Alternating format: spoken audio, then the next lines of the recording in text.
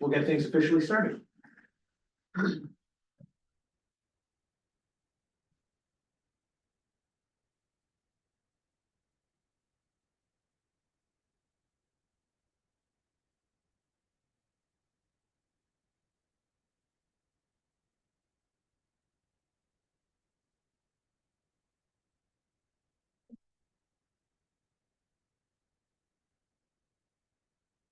Yep. All right, we have reached that appointed hour, so oh, yes, we have to wait, sorry, we're waiting for our fearless keeper of the minutes, Gretchen Roy, who will be here in a moment. So we'll get started as soon as our note taker arrives.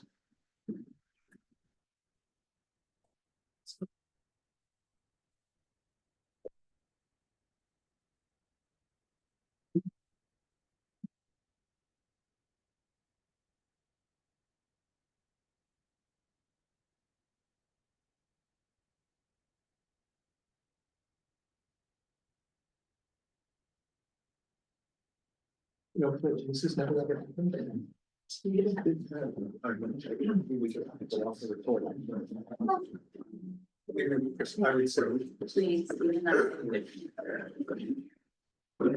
Oh. It's never happened. Oh, sure, that was gonna happen. No. Sheila, we should have a trailer. Oh, it's like. That's amazing. I never remember those old timey days. Yeah.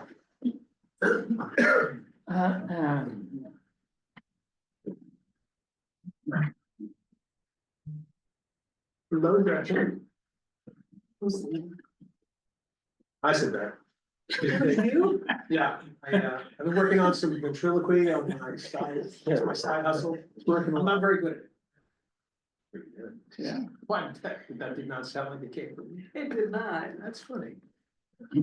Definitely felt like That was a weird. Really? That's- This long thing doesn't work out. I got the trick. Folks, as soon as Miss Joy has her Fine. laptop open You and can start. ready to go, great. Caitlin, let me know if we're recording. Great, well, thank you, and good evening, ladies and gentlemen. My name is Rob Champetti. I have the privilege of serving as zoning board chair. With me this evening to my immediate left is Mr. Stephen Delisle, secretary, Mr. Gregory Bennett, ZBA member, Mr. Walter Bud Shannon, ZBA member, and Mr. Jared Igerman, also ZBA alternate member or associate member.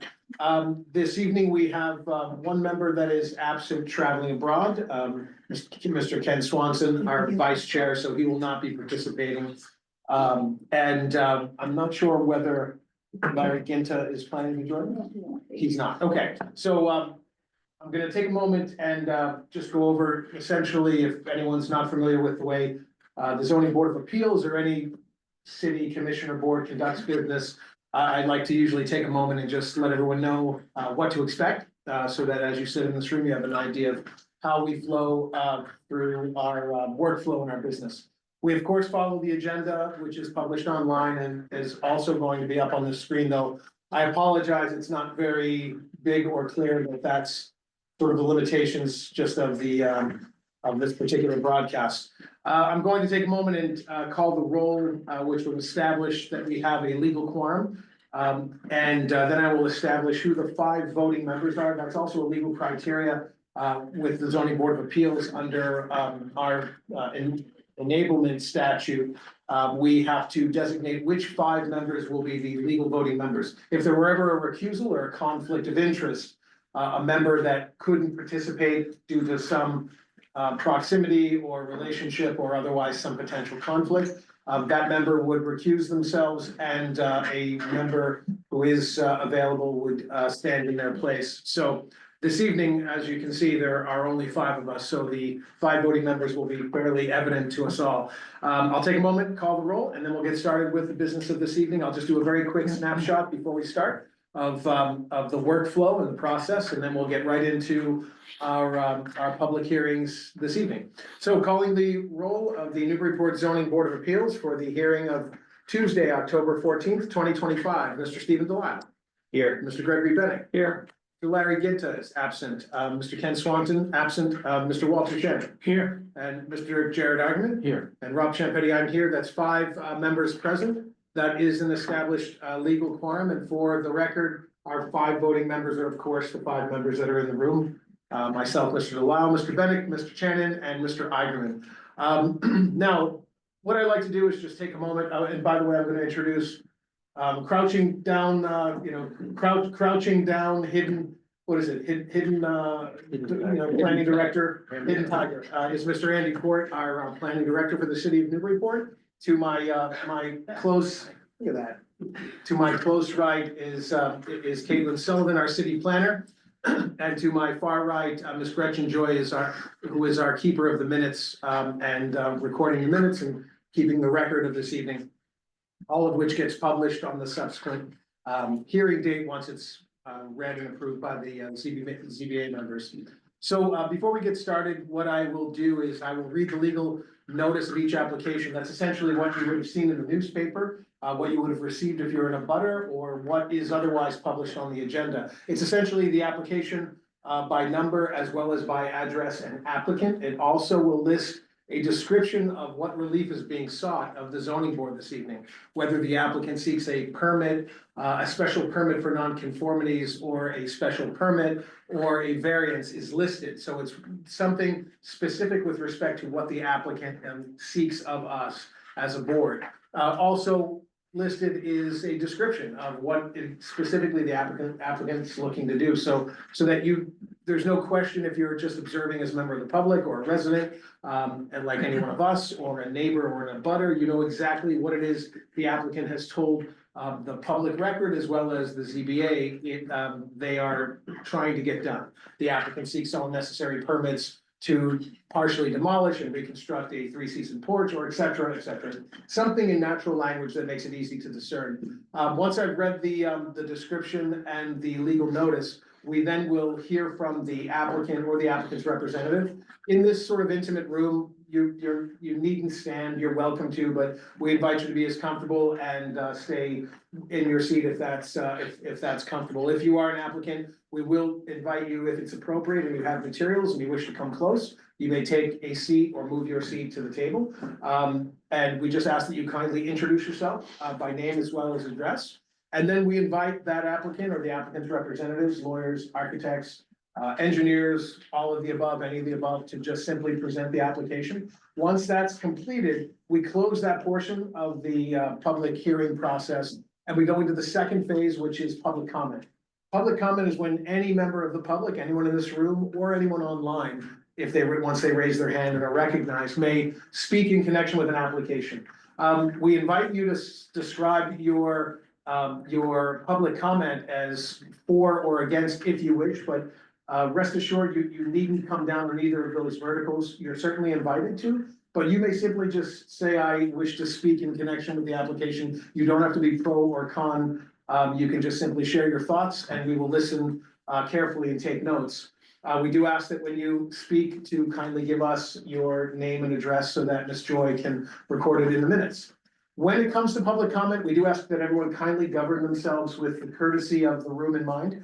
We ask that you please try to keep your remarks to about 2 minutes. I have discretion and I use it very liberally so that it is never abrupt to ask someone to draw it to a close. I will use all of my skills and intuition to try to communicate silently and otherwise to whomever might be speaking to sort of encourage you to wrap things up, just so that we can hear from anyone else who may wish to speak.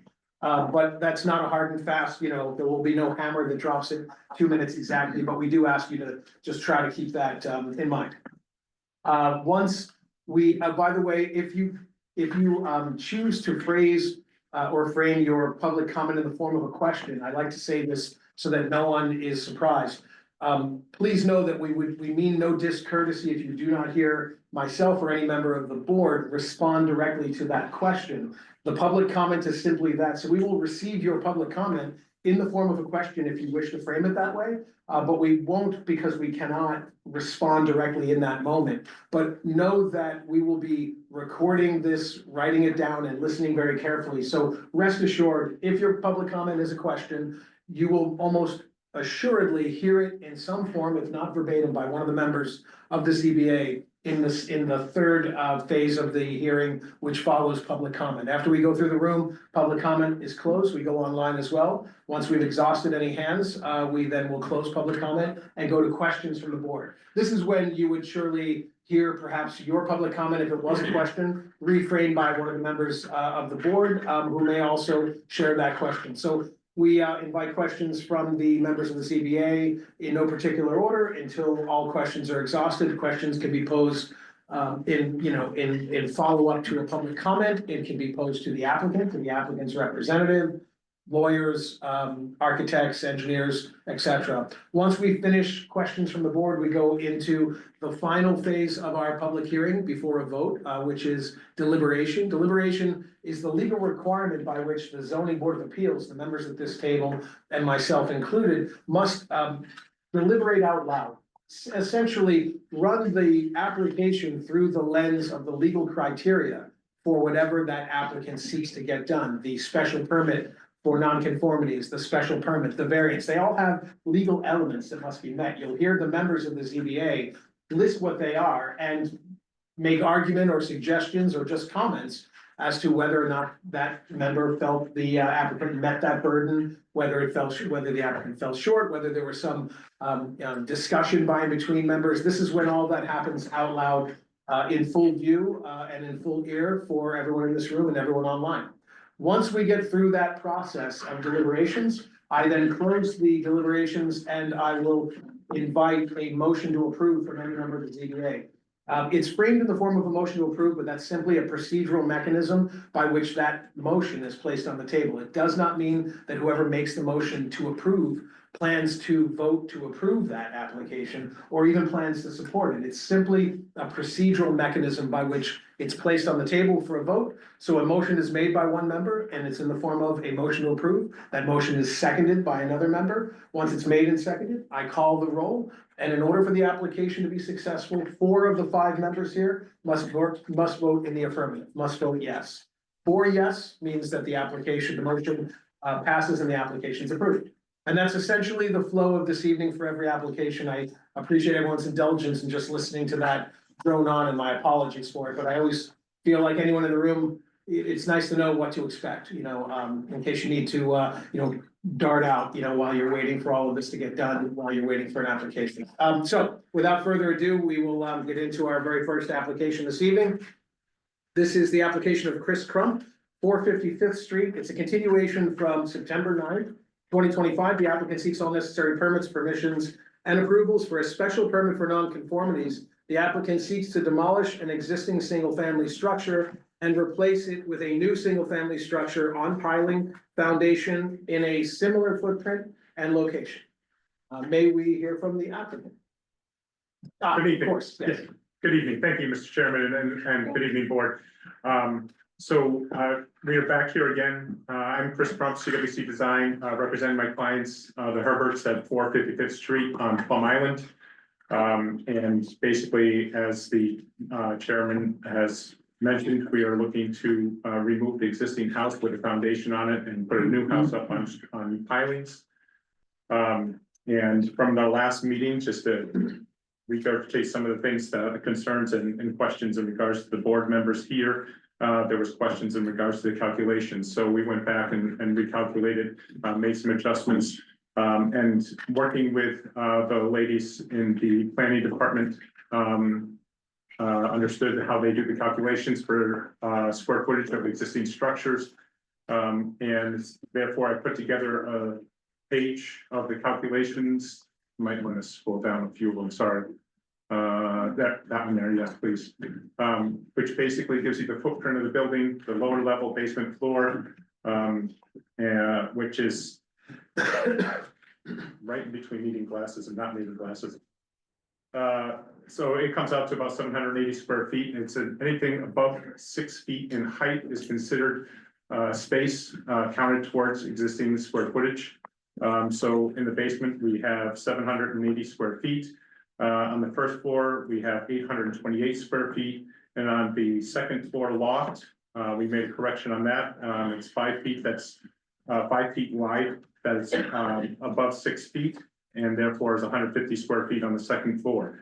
With a total calculation of existing square footage of 1,758. On the site plan, the area of a lot is 4,900 square feet. So if you take the 758 divided by 4,900, it comes to 0.358 for FLR, or sorry. With the square footage for the property, FLA. FAR. Tough night. So excuse me. So it comes to an FAR 0.358. The proposed. And we have this all updated and stamped by the engineer. In their zoning matrix. This is the exact same zoning matrix that we updated separately to hand into the board and updated that and sent it in. And this is the new FAR is going to be going down significantly to 0.29. So this is a very rare occasion, but we do have an existing larger than the proposed. But that's where we are now, and I believe that was one of the last things that crossed off the list in regards to approval for the board. And I'm here for any questions you may have. All right, thank you, Mr. Crump. Unless there's anything further, we'll close the presentation or the continuation of the presentation of the applicant, and we'll go to public comment. Anyone in the room wish to speak in connection with this application? If so, just raise your hand and we will hear from you. Seeing no hands, do we have anyone online who wishes to speak in connection with this application? Looking at, we only have 5 attendees online. I see no hands. Going one last time in the room. Also no hands. We'll close public comment and go to questions from the board. Anyone wish? I don't have any questions. No question. Oh, I only have one. It just has to do with height. So, to the top of the ridge line currently is about 22 feet. And I know that the average, which is the way we measure it, now is gonna be 28.4. But I'm just wondering how high the ridge line is. I don't have that on me right now, unfortunately. I wasn't aware. I wasn't. But that's okay. All right, but I mean, if we guesstimate, it's probably about 4 feet higher, so Approximately. it's about 32 feet, so the building's gonna be about 10 feet higher than current. Most of it due to the heights, yes. Right, and then the floor to ceiling heights are 8 feet. I'm just wondering, the attic, how you shrunk the attic down as much as you can, or? Yes. Okay. Yeah. That's it, that's all I have. Okay. I don't have any further questions. I appreciate the follow-up and the detail in coming back before us with what we were concerned with. Any other questions before we close? Okay, we'll close we'll close questions from the board and go into deliberations. And again, we're deliberating the criteria for a special permit for non-conformities.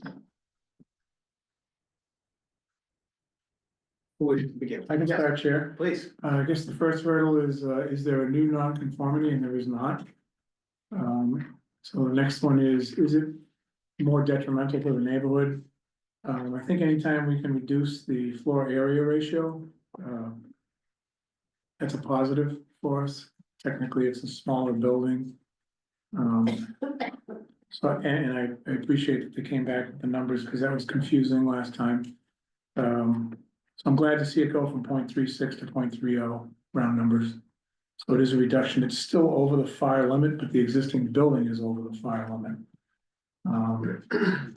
So with that, the fact that it's not more detrimental to the neighborhood and there's no new nonconformity, and the fire is a reduction, I would support the application. Very good. Any further deliberation? Anything, Mr. Dragon? Yeah, I just wanted to note for the record, I agree with my colleague that it's not substantially more detrimental in this case relative to the existing building, the existing lot. But also the neighborhood. I think there are two precedents to look at on 55th that set the streetscape that we gave relief for previous years, 1055th and 555th. And I think this is consistent with especially with 550 across the street, which is an FAR of 0.27, very similar size lot. So I don't have a problem with this. Anything further? Anyone? I'll just share, I mean, I absolutely agree, and it's a rare occasion, to say the least, when we have an application on Plum Island. When we don't have robust input, it is close quarters, it's a sensitive resource area. Replete with, you know, a rigor of dimensional controls and environmental controls for all the obvious reasons, but when we see neighbors. When we see sort of silence of immediate butters, we usually read that as, you know, as the absence of outrage of immediate butters. And that is, in my experience, it means that it's a thoughtful process. So I always appreciate when an applicant takes the time to measure twice and cut once, as they say. So thank you for that. And I also feel, as my colleagues do, that it's by no means substantially more detrimental than existing conditions, one of the key factors. So I too can support it. Any further deliberations before we close? I'll close deliberations. Do we have a motion and a second? Motion to approve and a second. I'll make the motion to approve the special permit for nonconformities for 455th Street. Great. Thank you, Mr. Delisle. Motion's made by Mr. Delisle and seconded. I'll second. Thank you, Mr. Chen, and seconded by Mr. Chen. And calling the roll, Mr. Delisle. Yes. Mr. Bennett. Yes. Mr. Chen. Yes. Mr. Eigenman. Yes. And I vote yes, that's 5 in the affirmative. The ayes have it, motion carries. Good luck to you. Thank you. Thank you very much, everybody. Have a good night. Thank you. Have a great evening. Going to the next application. This is the application of Salvatore A. Michelli. This is the application for 24 Harding Avenue, a continuation from September 9th, 2025. The applicant is seeking all necessary permissions, approvals, and permits for a special permit for nonconformities to demolish an existing home and build a new single-family home on a non-conforming lot. Mr. Michelli, good evening. Good evening.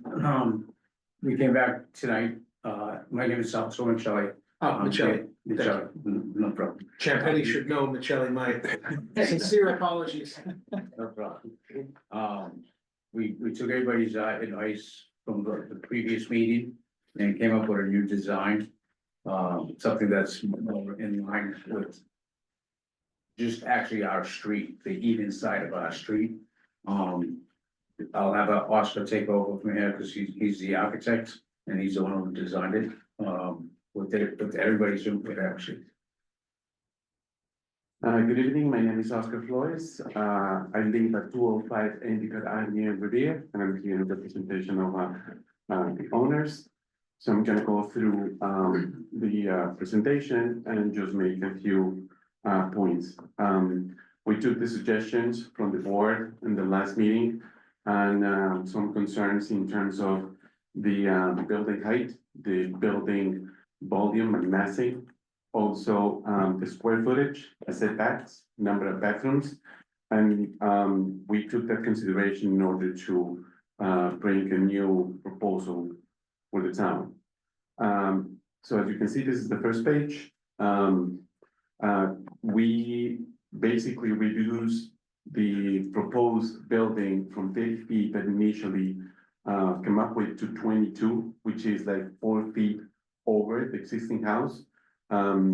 We come up with 1.5 story, kind of like typology that goes along with the houses on the even side of the street. We also came down from 6 bedrooms to 4 bedrooms. The proposed square footage of the house is 2,100 from almost 2,800 that we proposed initially. And we come up with 2-car garage side by side instead of like a tandem garage that we usually propose. We go to the next slide, please. So here, this is the location of the house. Next slide, please. Now here we see the plot plan of the existing house and also the proposed house. And one of the important points here is that we kept the front line of the building, so we align with the typology and appearance of the building. Next slide. So this is, in terms of like the square footage, as I mentioned, we came down to 2,131 square feet. We kept the front setback. I can see, I believe it's like 19.7, and we locate the building right at the center, so we can give a little bit more space to both buildings on each side, and we comply with the set requirements.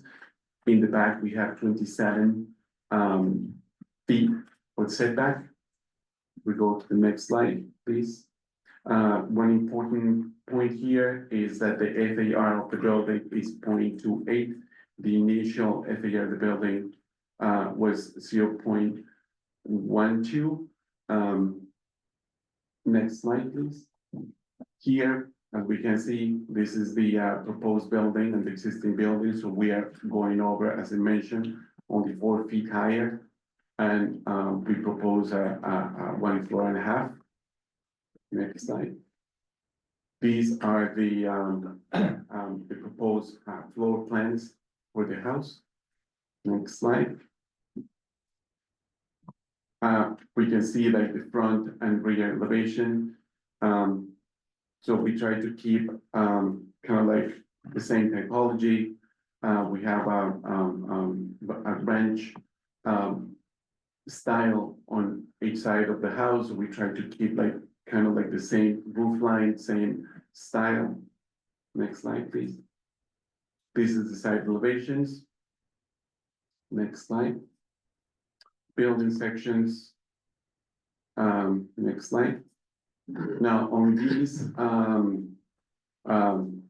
slide, we can see the houses that there were precedents for our design.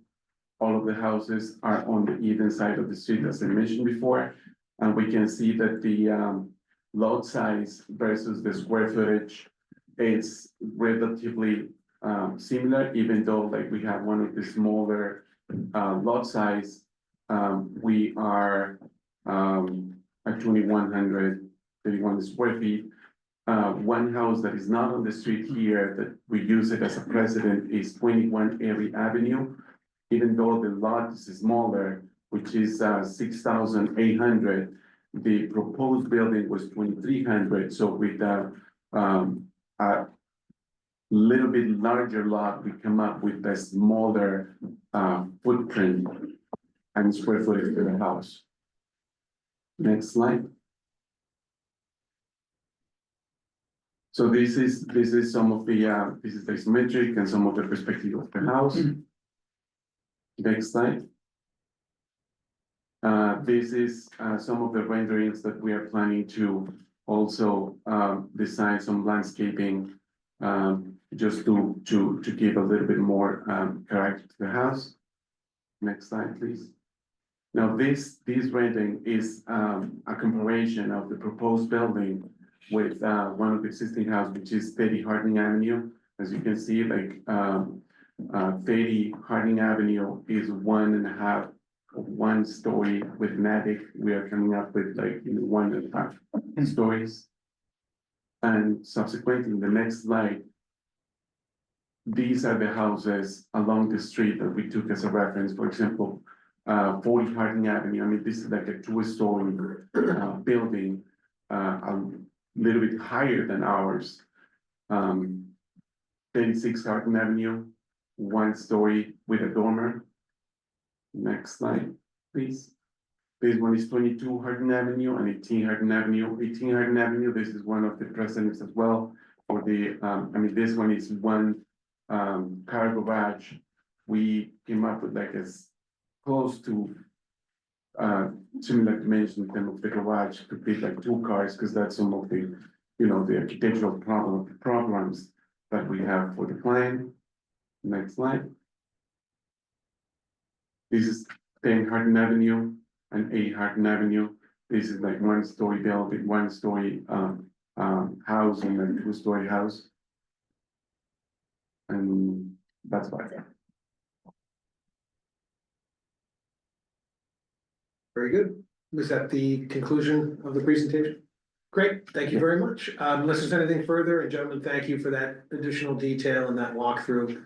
I'll close the applicant presentation portion of the hearing, and we will go to public comment. Anyone in the room who wishes to be heard? Yes, sir. Excuse me, I'm Barry Graham. I live at 30 Harding Avenue. I'm one of the abutters to this property. My first comment, I guess, will be in the form of a question, because I'm not good at reading plots and floor plans and all that. It looked to me like this proposal moves the house about 10 feet closer to the road than the previous proposal. I may have read that wrong. If I did, I apologize. That's You wish to address, I mean, that's a simple enough question. I'd rather you just. Yeah, we can address answer we originally were gonna follow, all the setbacks, but after the last meeting, we were told that it might look better if they lined up with the rest of the houses, so. It has, so the answer, and respectfully, it's, yes, the house has moved 10 feet closer. Okay. I'm not sure if it's the same. No, the drawings, So it's not drawings don't moving, show the that. house is not moving, the front of the house is not moving forward, it's basically staying as it is right now. Right. Okay, my apologies, thank you. No, I was comparing it to the first submission from September. That's correct, yes. Oh, okay, that's my misunderstanding, okay, and sir, we're in your public comment, so you still have the floor. Thank you. So my comment would be with increasing the capacity of this house, the number of people that could be there, especially with the basement being set up for possibly being, I don't know what you would call it, an in-law apartment or whatever. I'm worried about the number of cars. I'm especially worried about the number of cars in the winter, because people don't tend to necessarily obey the parking bans in the winter when the weather is bad. And I have, for the last couple of years, because of a different neighbor, ended up with an extra 5 or 6 feet of snow that I have to clear, because the plows just, they're doing the logical thing, they go around the car rather than through it.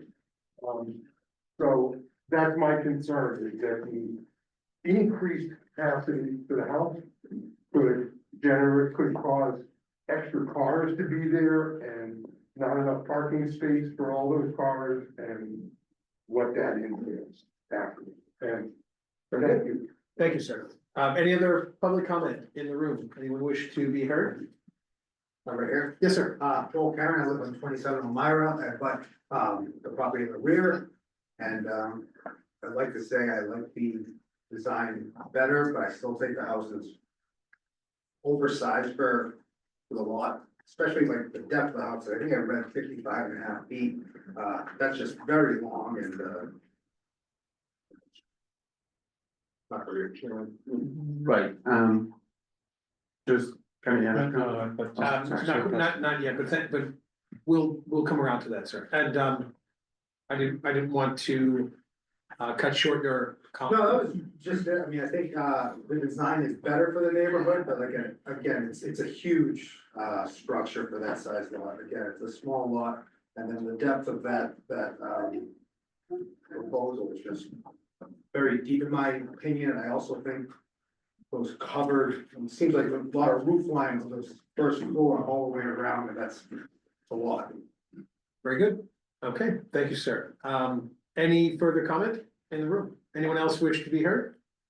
We'll go to anyone who may wish to be heard online. Seeing no hands online, one last pass in the room. Anything further? I will close public comment and go to questions from the board. Anyone wish to begin? Perhaps you're even reframing the question. Sir, what was your name again? Joel Karen? Karen? Karen. Karen, Mr. Karen, great. Mr. Karen's question kind of just kind of hung there. Anyone wants to address that? I'll get on dimensions.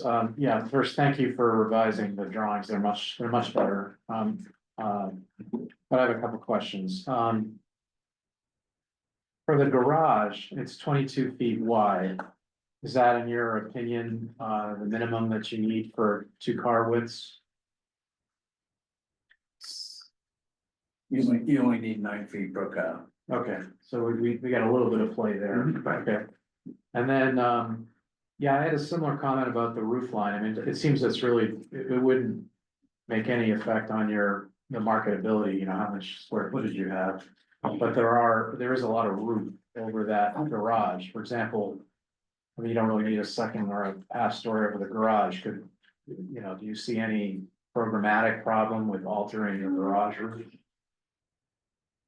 Get the volume down is what I'm getting at, because the volume of the building on that roof could be reduced without having any effect on the cars below. So one of the ideas that we come up with, especially here, and I wanted to address one of the previous questions, is the back of the building. Yep. So on the let's say from the aerial view, like you might think that the roof is like larger, but one of the things that we did in the back is we created these setbacks to create this kind of like a covered porch. So it's like an open area. So we didn't want it to present a massing rear facade per se. So we can see there that the back would be a little bit more open with, like, you know, some recessed walls. No, I got you. Can we go to drawing A105? That's the right elevation, A105, right elevation. Yeah, so I see what you're saying. Yeah, I understand. And it's a gable, so there's a gable we're looking at there. I'm asking about the gable over the parking garage. I totally understand what you're doing in the back. I'm just talking about the gable. But is that programmatically something that you need? Because it creates more mass as the building is viewed from Harding Avenue to the left. Right, this certainly we can adjust it. Just Okay, to make it, all right. less And then the final question, I did note, I mean, there's no magic number, and you know, as far as setback, but the depth of the building at 55 feet is a little unusual. You know, I checked 21 Erie, I think it's about 39 feet. So I wonder if you could go to the floor plan, first floor plan, not the bedroom, because that's not relevant, but the first floor plan of the dining room. Zoom in on that. Right. Okay, so that the outcrop there, where the dining room table is, the second table to the right, what's that dimension? I imagine that's about like 7 feet or. Let's see, so it's 7 feet. I think it's an extra 7 feet. Okay, so that would get you down to like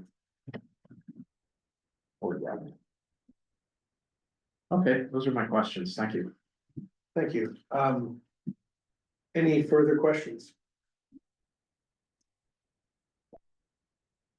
So I'll just dovetail on Mr. Ivan's question, and forgive me, I just may have been unclear. Were you amenable to any kind of I don't know, alternative massing design to the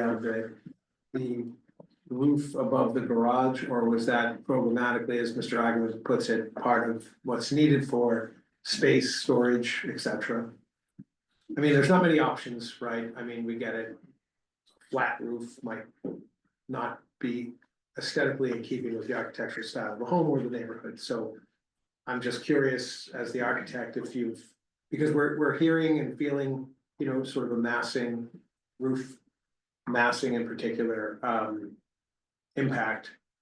We're just trying to sort of explore other options, if there are any.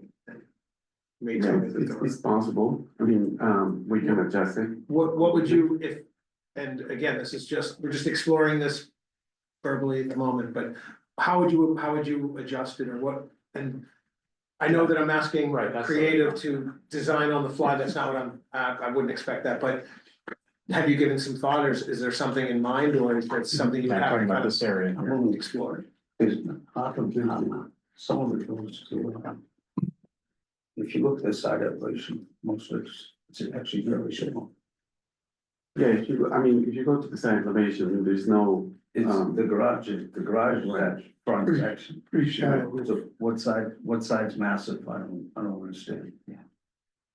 In other words, get the gable to be flatter, because again, if you go back to the view, we're just trying to,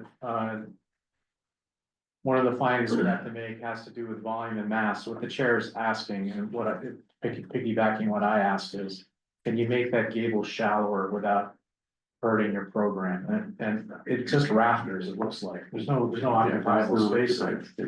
Yeah, we can lower it. Yeah, that's all we're asking, is whether it be possible. I think, and thank you, Mr. Agnew, I think basically what that does for me, and it may for others, it de-emphasizes what presents to the streetscape, in terms of just roofing massing and roofing square area.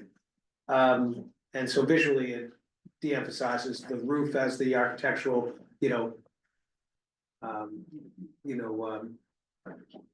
built environment for that particular part of the home. And that usually translates into a softening of the massing. So if that's something you feel like it can be done without derogating from the overall program, the architectural aesthetic that you're after, and more importantly, the square footage and result, that goes a bit of the way for me in improving even further this design based on some of the comments we heard. And thank you. Yes, definitely. Okay. We can do that. All right, Extend this out. any further questions? All right, I'll close questions. Thank you, gentlemen, for that as well. We'll go into deliberations, and again, we're deliberating the criteria for a special permit for nonconformity, so of course, we have to address the legal criteria of special permit, not for nonconformities. Who can kick things off? Well, I'll just finish my thought, because I started in, and then others can take in the direction they want, but, yeah, I think this is much better, it's much more consistent, I don't think you're quite there yet. But you're at the matter of a few feet here and there to make it fit into the neighborhood. And that's really what I'm concerned with, is making it fit so that it is not substantially more detrimental. So I think if you could work a little bit on the garage so that it doesn't, because right now the garage is kind of, when you look at the front facade, it kind of overwhelms the left-hand side, which is the livable side. It's a little bit off. So if you flatten that roof and you did an 18-foot wide garage instead of 22 feet, I think that actually makes a difference. It's such a small lot and such a tight neighborhood that gesture, I think, would be noticeable. It really would. Also, I want to clarify, we're also very aware of the link between bedrooms and cars. And I don't think it's substantially more detrimental to go to 4 bedrooms on that upper story. I see the logic in that. And there is precedent on the street to going to 4 bedrooms, but in the basement, one thing that on some of the drawings, there's a kitchen shown in that basement. And I could not support this application with a kitchen in the basement, because that could be a second unit. So I would specify that you cannot have a kitchen in that basement. That would make this into a two-unit building. The depth, it's a point well taken by your rear butter that it is a deep building. I think you might be able to get away with it, and I hesitate, unlike the garage, which is not occupiable space, I hesitate to say, oh, you gotta take that dining room off the back. Maybe a bit harsh. But 55 feet is deep. I'm sorry, 53.7. So it gives me a little bit of pause. If there are a way that you could shorten the depth of the building, I think it would fit in with the neighborhood better. And also, I was one of the ones that suggested that you keep the building lined up with its neighbors on either side. I think that's the right move, and that will also keep the building away from your rear butter. So I think that's a good thing. I don't think you should go back to 25 feet setback. I think that actually hurts the public. It doesn't help. Those are my comments. Very good, thank you. Anything further? Okay. Oh, wait a minute, we're in deliberations now, so. Yeah. What are we voting on? Seems like it's gonna be a totally Do you want to vote? revised plan. Yeah. You can't make a motion, because the drawings won't reflect that. Mr. Iceland's already redesigned the building, so Redesigned, so- it's have him You redesign gotta it. go with Mr. that. Iceland's Let me required. ask, based on the comments and the proposed redesign, right, well, we'll say design tweaks, which the applicant seems to be amenable to. We have, it's a very sort of binary choice option for us. We either need to see it before we make a motion and vote, or we can make a motion subject to, obviously. Well, also you can outvote, I mean, I'm only one vote, I think, No, I think if they come back with a little bit of tweaks. Cause this building's gonna be up for a long time, I want them to get it right, that's just me, there's No, 4 others. I will say that, we can entertain a motion and see what the sentiment of our board in full is. I can tell you that, you know, I would like, since the applicant's amenable to it, I certainly would like to see a shallowing of that roof line, but I too could be, I guess if we have myself and Mr. Eigenman, the 4 votes in the affirmative could be subject to a minority vote and not carry. So I wouldn't want to hold up the majority of the board over that, but it is something we discussed, so I'm open to a motion. I'm open to further discussion, including a motion to ask the applicant to resubmit what it would look like, if that's the sentiment of the board. I'll just say, I'm okay with it the way it is. Okay. I'm not, take the salt and pepper out of the design each time a guy comes here. I agree. Push them to a third meeting. Yeah, I'm about the sort of administrative economy of the process as well. Yeah. So as much as I would like to see the redesign, I wouldn't want to hold it up this evening. If the majority of the board is in favor of this as designed. I like that they shrunk it from what we saw before. I think they listened to us for the most part. But I won't say it's perfect, but kudos for changing it. I agree with that. Okay, So do we have, I would support it the way it is. do we have further deliberation or motion?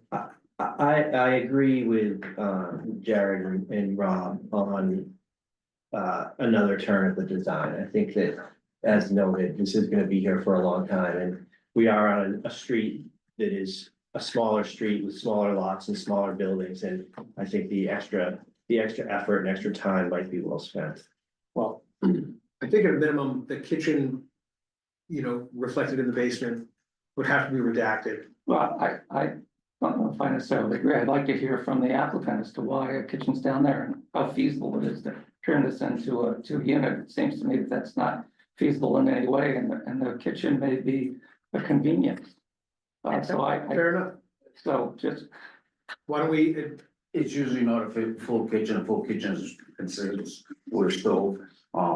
So it's a refreshment area, because that's basically where you throw your kids downstairs. so if it doesn't have a stove, Correct. as we probably are all well aware under the building code, that's kind of critical presence or absence. Without a stove, believe it or not, of all the things in a kitchen, the stove is the tipping factor. Does So that drawing even show a kitchen? It says bath. Yeah. No, The original one did. It's shown, it's shown on, We pulled everything out. it's shown on drawing A107. So is this drawing set have an inconsistency within it? It's not shown on the plan, it's shown on the cross section. Got it, okay. Look, I have to say, gentlemen, I'm kind of coming down just as one vote, I'm just one voting member as well. When it comes to the continuity of the plans, I know it seems tedious, and perhaps, granular, but whatever we approve is what gets approved, and so when we approve knowingly, even slight, though well-known and explained discrepancies, we create a potential problem for the future with respect to enforcement and follow on, and I hate to have to, I hate to have to share with you sort of my sentiment of wanting to see a fresh set if there's gonna be, since we have some discrepancy, I just would like to see what the final revision would look like, but again, I'm just one voting member, so. Any further deliberations? Sounds like 3 people on the board would like to see Yeah, a revision. So that won't carry the day if we make a motion to. well, it would be a discussion with a motion to continue for that purpose. Right. If any motion. Yep.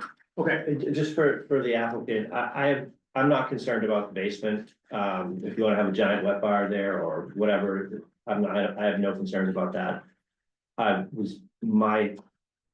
My interest is in the design above the ground. okay. Yes, sir. I was just, I was gonna say, like, is there a way to approve it? And then you guys just, once we submit the drawings for the building permit, you guys can have it reviewed at that point?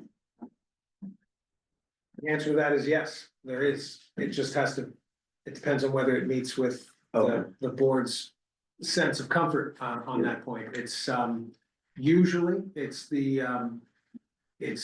preference of, it's my own preference, but I won't speak for my colleagues. I usually like to see it full and final so that when we approve it, we don't have to track it. Not to suggest that it wouldn't be trackable, and you wouldn't do everything you said you were going to do. It's just, it's hard to keep all of that straight when it's multiple applications and applicants and making sure that we do right by that I'm process. sure the neighbors will let you know.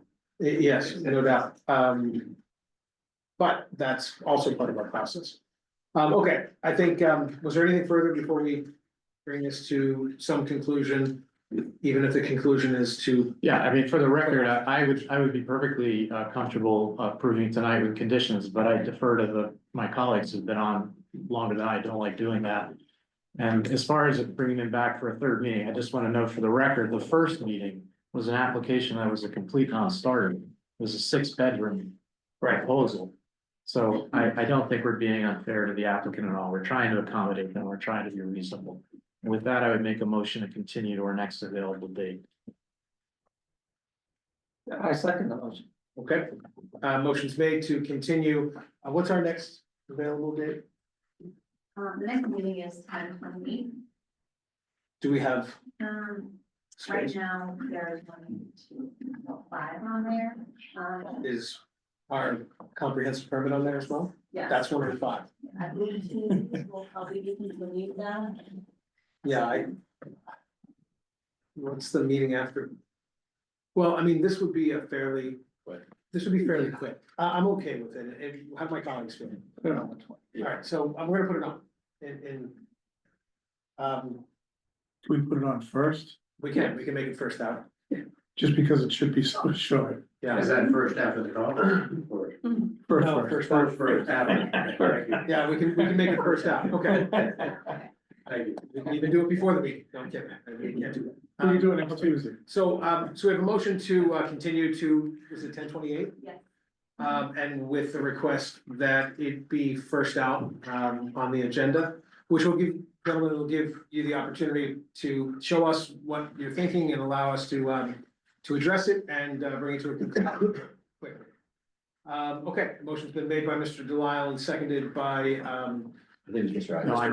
Rogers. Calling the roll in the continuation to 10/28, Mr. Delisle. Yes, Mr. Bennett, Yes, Mr. Chenin. Yes. Mr. Agaman. Yes. And I vote yes, that's 5 in the affirmative on the continuation, and it'll be noted first out, the motion carries, and we'll see you in 2 weeks. Yeah, thank you very much, and thank you, ladies and gentlemen, for your indulgence. We try to make it swift and smooth, sometimes it takes a little longer. Going to the next application that is before us.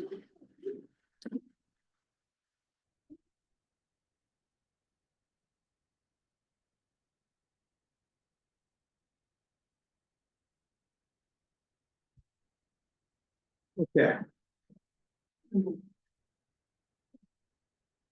Okay, the next application is the application of 42 Virginia Lane. This is by BLB Design and Build. It's a it is not a continuation. This is a special permit for nonconformities. The applicant seeks all necessary permits and approvals to remove an existing roof and extend upward the second floor walls to create a full second story where one exists currently.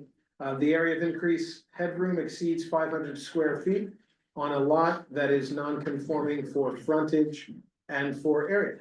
May we hear from the applicant? We were about to do. Here, I think it's.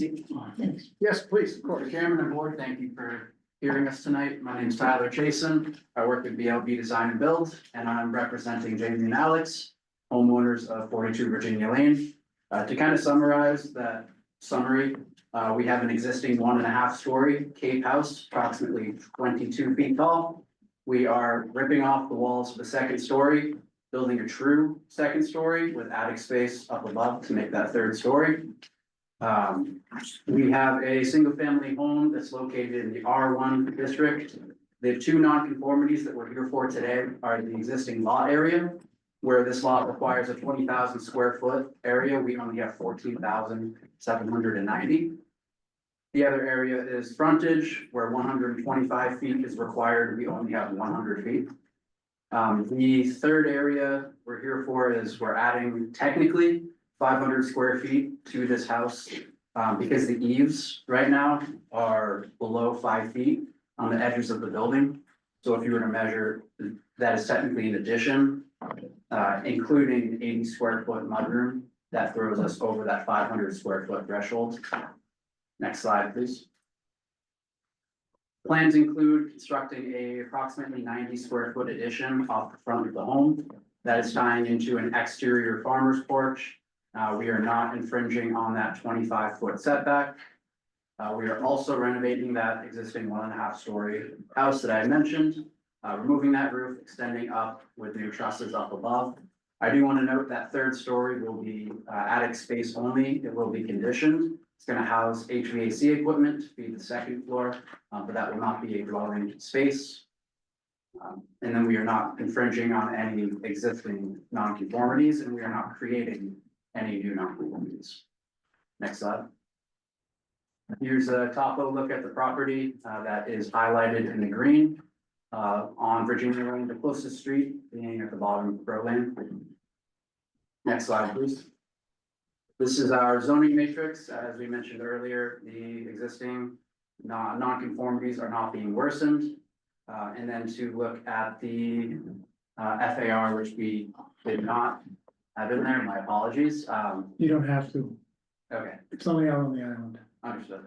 But where we're adding that 90 square feet on a 14,000 square foot lot's fairly trivial compared to the size of the lot. We can come back to this too if there are any questions about those setbacks. Next slide, please. Actually, can you go back one more? I just do want to note that legally there are 3 bedrooms on the house. As we are reconfiguring space within the home, we are making better use of the interior. So legally there will be 5 bedrooms, even though we're not adding much space to the home itself. I'm happy to give further comment on that later. Next slide, please. This is our proposed plot plan, certified plot plan and site plan. Happy to zoom in and talk about any setbacks pertaining to neighbors and any other structures on the site, such as a shed, and talk about adjacent properties if needed. Next slide, please. Have some existing condition photos. Next slide. This is a view from the street at the front of the house. Next slide, please. Another view and an up close view of the front of the house. Next slide, please. It's a view of the back of the house. Nothing is changing off this back except for the roof line extending upwards. Next slide, please. Some renderings of the proposed home. So this is that mudroom off the front center portion of that farmer's porch extending around the left side.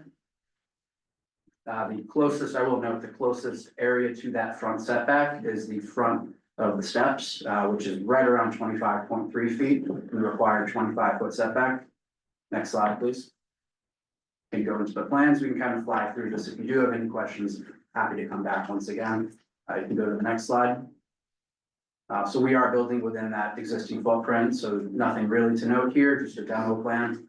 Next slide, please. Second floor demo plan, staircases remaining in the same spot. Next slide, please. This is just a more detailed filled in version of the plans. Once again, happy to come back, Go to the next slide. This is that second floor, the reconfiguring. So the major difference here is we are fully utilizing the whole area in the second floor, whereas the areas towards the gable ends were not utilized due to the roof height coming down. Next slide, please. And just an electrical plan. Next slide. Same thing for the second floor. Our door and window schedule, all the doors will be, and windows will be replaced on the whole home. Next slide, please. And this is a view from the side.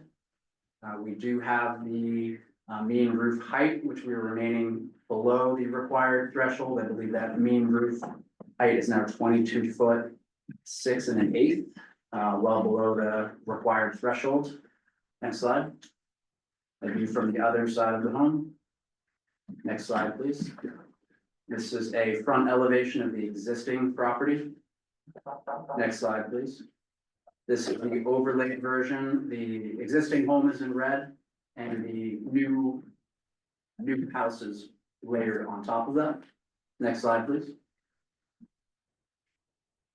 Pretty similar to the last one, thank you. The side view of the existing home. Next slide, please. And this is the overlaid view showing that third floor and that elevation gain. Next slide, please. This is the view from the rear. Next slide, please. And this is the overlaid version. Next slide, please. And then just one last view of the other side. Next slide, please. And next slide. Once again, just more rendering showing you what we are proposing. Thank you everyone for your time and thank you for the community members that came out today. This is kind of a summary of what I talked about, just what we're looking at. And happy to come back and review if there are any questions on whether it's more detrimental to the community. But we do strongly believe this adheres with other projects that have been approved on Virginia land. And this will be all in all a good project for the community. Very good. Thank you, Mr. Chason. I appreciate the presentation. We'll close the presentation portion of the hearing and go to public comment. Anyone in the room wish to speak in connection with the application? Just feel free to raise your hand and we will hear from you. Anyone? Anyone on the line? Let's see. No, I do see one hand actually. Looks like Miss Ellen Metzger, and forgive me if I'm mispronouncing your last name. If you can hear us, kindly just unmute your mic and we will do the same here. And please just give us your name and address and you have the floor.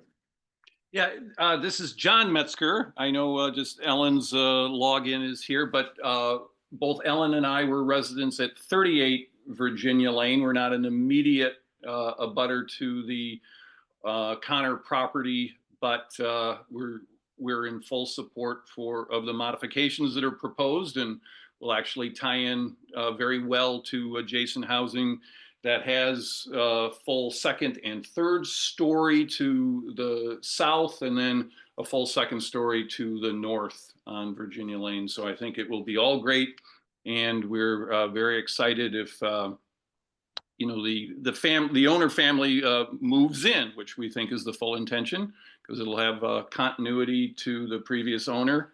And again, full support from 38 Virginia Lane for these proposed modifications. Thank you very much, Mr. and Mrs. Metzger, for your comments. Any further comments either in the room or online? One last pass. Yes. Hi, 44 Virginia Lane. We live next door. I'm Christine Moore. And we wholeheartedly want this to go through. It'll be an asset. We'd like to have the family back when they go in. Very good. Thank you very much. Any further comment? Seeing none, one last pass online. No hands there. Thank you, ladies and gentlemen, for the public comment. And I will close public comment and go to questions from the board. Anyone wish to pose any questions? Can I ask? Yeah, of course. Could you just speak a little bit more about the footprint of the building and the changes to the footprint? Sure thing. So in total, we are making an outward expansion of approximately 90 square feet. That is the only outward expansion that we're doing. And that's in the front of the structure, right? Correct. Yeah, That is the okay. front. And everything else is in the same building envelope or not envelope, but the same footprint That's as the prior structure. Yes, sir.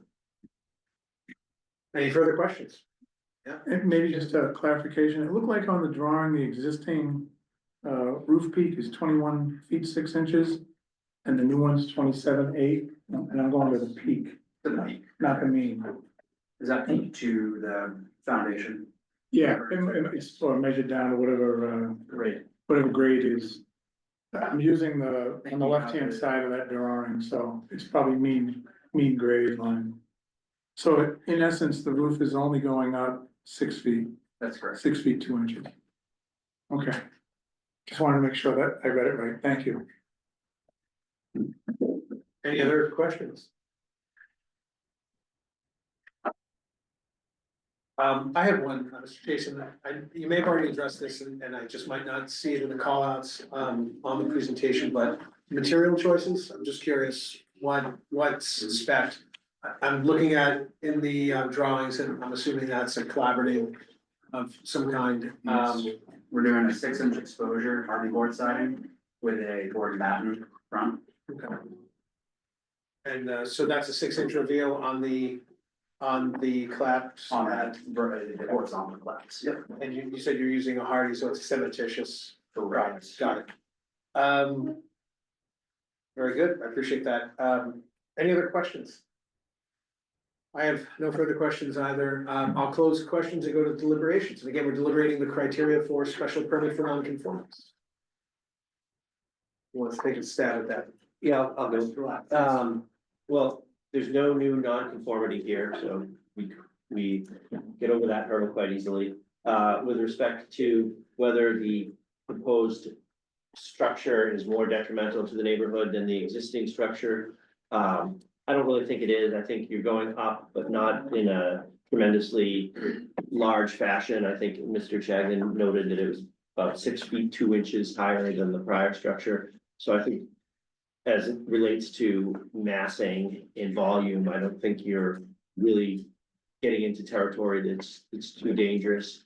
And relative to some of the other homes on Virginia Lane and in the neighborhood, I think you're getting up into sort of heights that are already been achieved by other structures. So for those reasons, I don't think that this is more detrimental than what currently exists, and I can support this plan.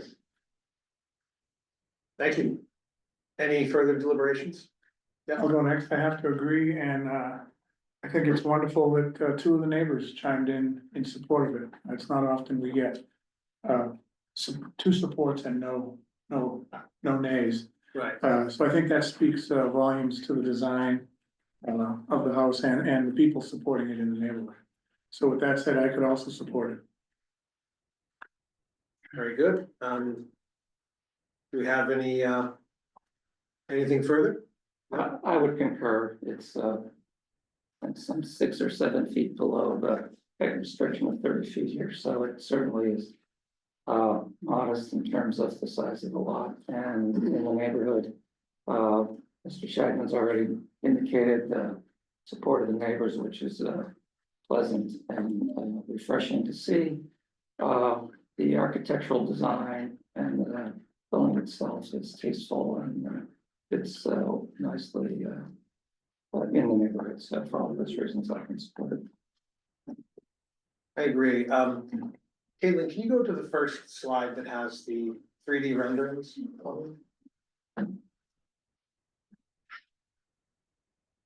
Right there. I want to just add the presentation also, Mr. Chase, and I got to compliment you and your team on this. You know, we've been doing this a long time, all of us, and some of us longer than others, God forbid, right? But at the end of the day, we see the good, the bad, and the medium.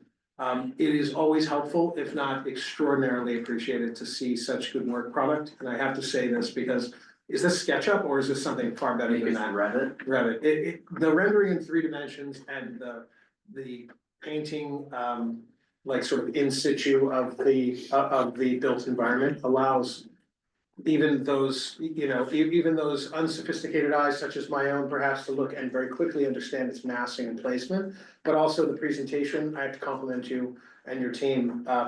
Running through the bullets is hugely helpful because it allows us to make short work of understanding what's being presented. I don't usually do this.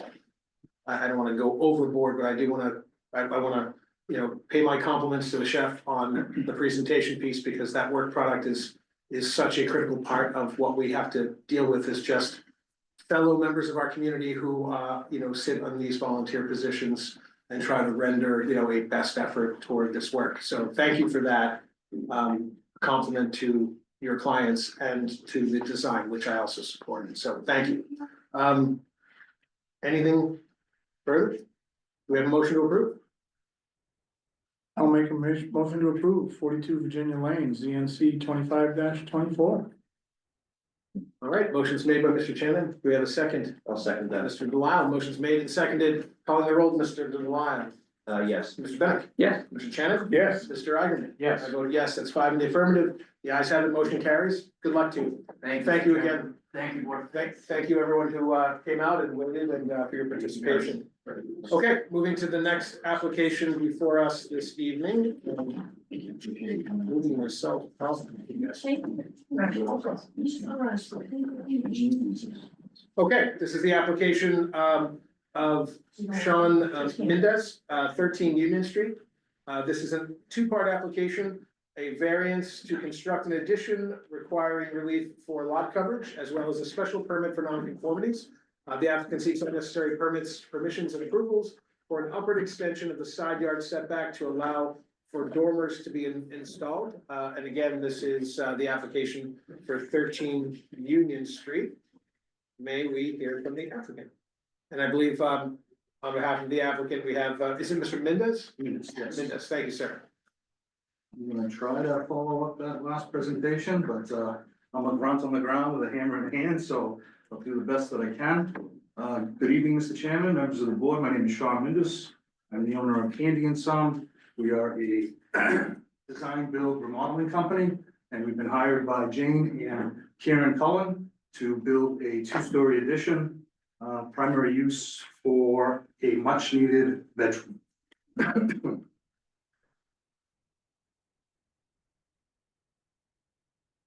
We're requesting a variance for relief from the lot coverage over 25%, which we are removing an existing deck, existing shed, and increasing the lot coverage by 28.3%, so a relief of roughly 4%. With this, we would be eliminating a non-conformity that exists by removing that deck, which is only approximately 9 feet away from the right side setback currently. We're also seeking special permit for extending an existing non-conforming side wall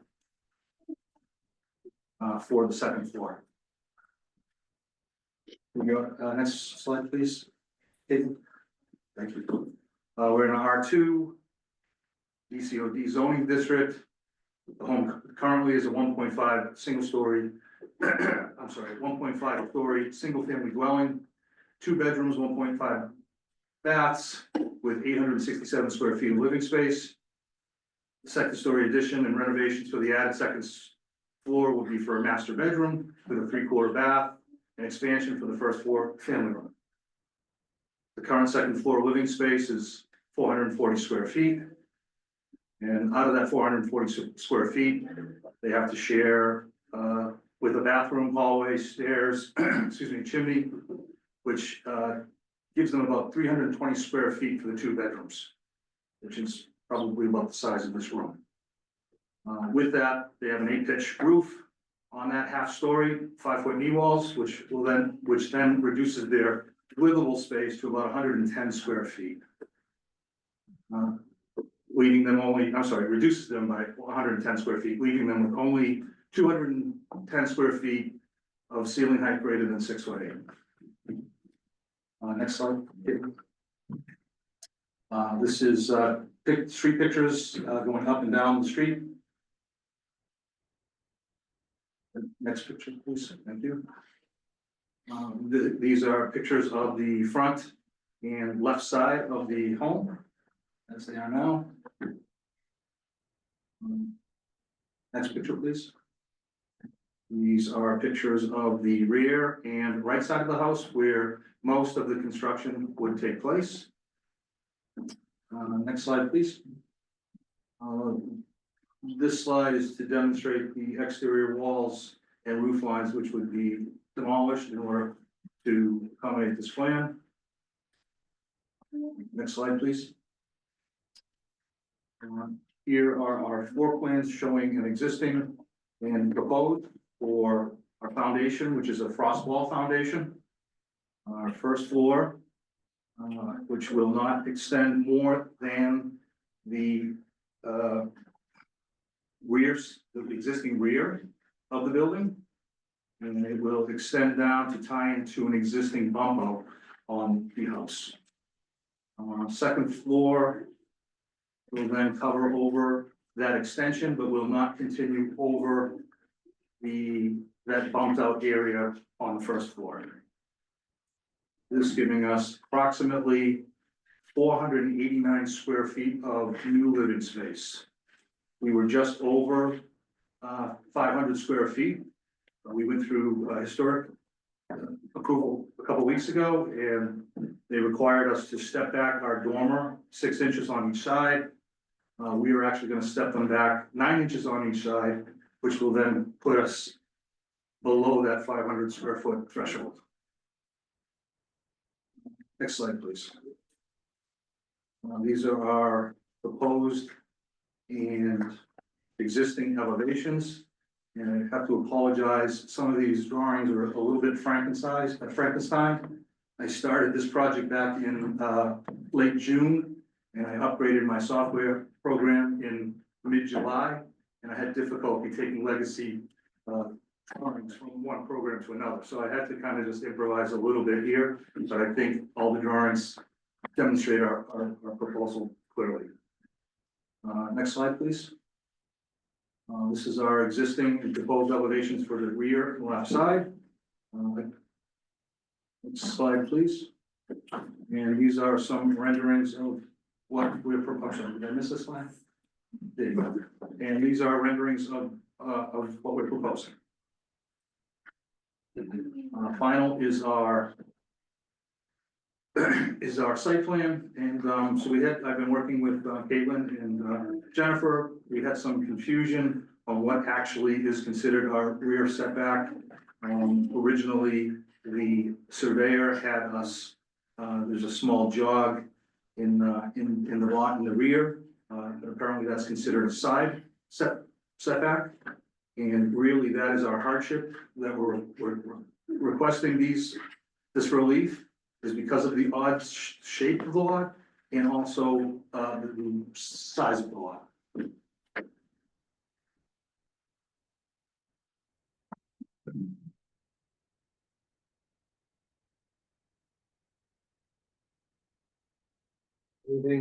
Was there anything further on the presentation?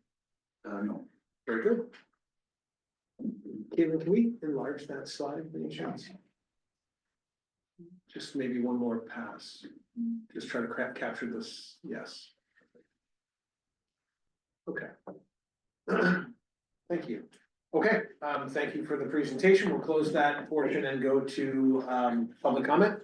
Anyone in the room wish to speak? Sheriff Cousins. Good evening, my name is Frank G. Cousins Jr. I live at 242 Water Street, and I bought the Cullens on Woodwell Ave side and link to their property. They're great neighbors. They have 3 young boys, and I would be very grateful to have them be able to stay in the city of Newburyport. We need young families, and Jane's a school teacher and husband works at Merrimack College, and it's very tough to make it work, and they're good parents, and I have no problems with what they're doing there. And I think it would be, and I know it is a tight lot, and they really tried to do the right thing and make it work in their family. So I want to speak in favor. Thank you. Thank you, Mr. Chairman. Thank you, Board. Thank you, Sheriff. Any further comment in the room? Switching to online, I don't see any hands online of our one attendee. One more, yes. May I also note that there's a neighbor that actually uploaded a letter. Hey, do you have that? Of I think uploaded the record. I think there's 2 letters. oh, you did, Yeah, okay. I thought I saw 2. I think there's 2 letters, and then, June Ferrari lives in our, behind us, for most of this is happening. She said she submitted a letter on October 8th, but I did not. But from all of our conversations with our support. Very good. Thank you. And can we just get your, I'm sure we could guess. Name, comment, We just want to get your name. Yes. Since we've heard you, your comment, I want to make sure Yeah. we record that as well. Thank you. Any further comments in the room? And I see none online. We will close that and go to questions from the board. I've got one. It looks like this is this is a variance and a special permit. For non-conformities, right? Right, but the variance is for lot coverage, That's right. where the ordinance allows 25% and they're close to 29. But that's the only reason the variance is here, is just lot coverage. That's correct. Variances are a little bit harder to jump over. But you do have an unusual shaped lot, I'll give you that. I just wanted to make sure that was the only thing we were here for the variance for the lot coverage. Everything else, I think I understand. I don't have any other questions. Any other questions? Yeah, and I'm sure the answer to this question is yes, and probably some more, but did you guys try to workshop this to get around having to seek a variance? We did, Yeah. we did. It just, given the floor space needed for this, for an additional bedroom, the existing staircase, bathroom, chimney, there was just really no way around this. We've already made this smaller than what we had originally proposed, so we've tried to make it as least impactful as possible. Any further questions? Let me back, I just want to make sure I understand why the coverage is going up, so it's because of a deck and also because of, an addition to the east? Is that how it adds up? Correct. So Caitlin, you should go to,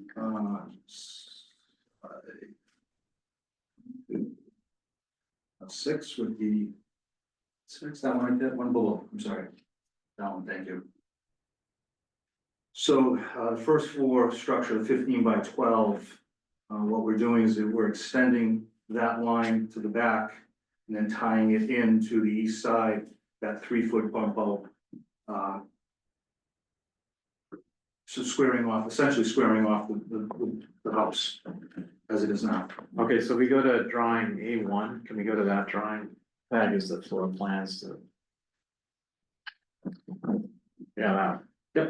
And if you could zoom in the upper right, so I make sure I understand what's being counted for coverage. So again, it's in order to get the chimney to work for the dining room, you gotta go further east. That's correct. Okay, and then, but also the deck on the back, that's adding coverage.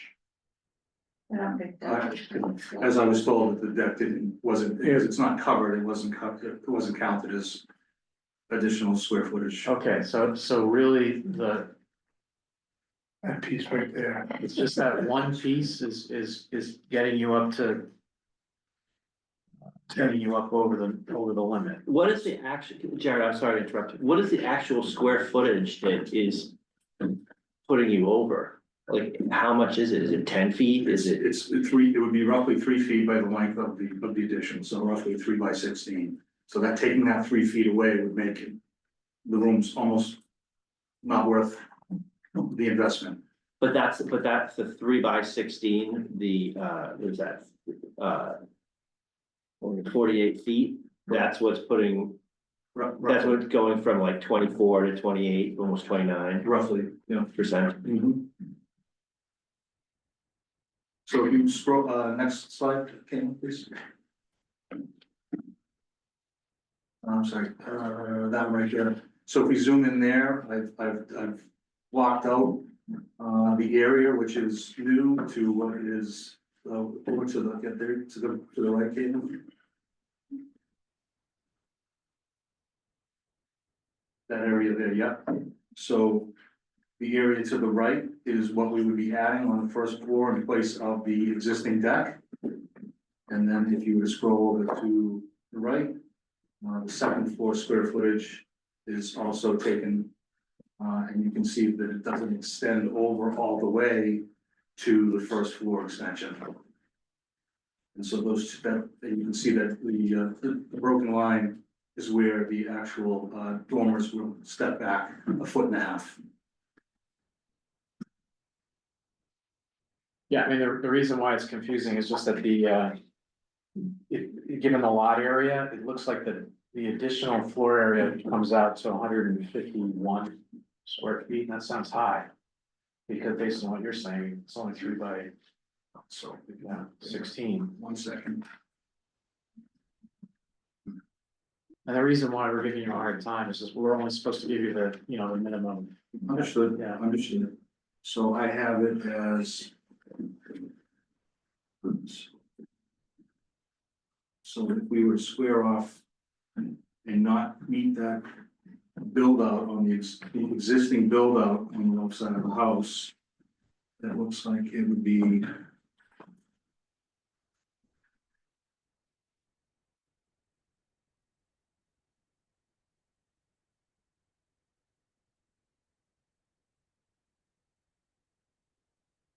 Showing roughly 43 square feet. Okay.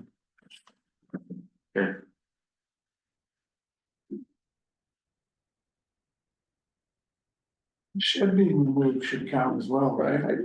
I was gonna ask you, So actually, it's more square footage, because the shed's going away. Shed's going away. Is that already factored into the map? That is, yes. Well, that's why I think the deck must be counted. I think the deck is being counted in the lot. The math doesn't work otherwise.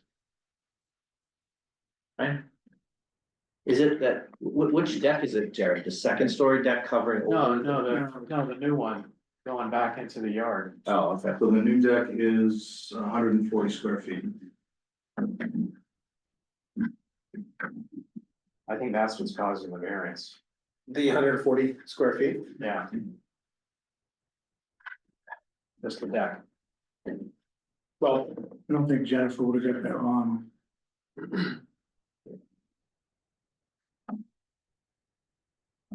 But the dining room that he's adding just isn't big enough to, that doesn't make any sense. You can't see dimensional. So if we go to, What's 4%? slide 7.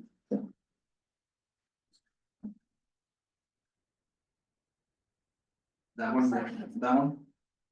So the existing deck that's there now, once that's removed, we're squaring off, so when you say adding the dining room, it's not just that small area off of that bump out, we're actually bringing it all the way to where the deck was. The deck's not counted because it's not covered. As soon as we put a roof over it, now it's covered.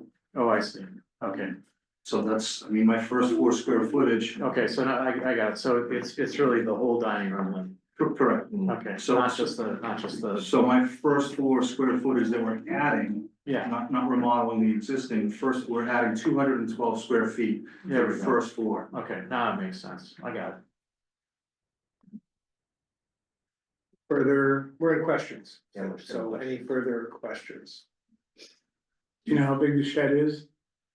It's roughly 64 square feet. I believe it's roughly 8 by 8, 7.5 by 7.5, so roughly 8 by So it 8. should be 212 minus 64, should be the net net impact. on a 3,667 square foot on it, how many is That's correct. 3667? No, 3158. 31, Yeah, yes. 3158.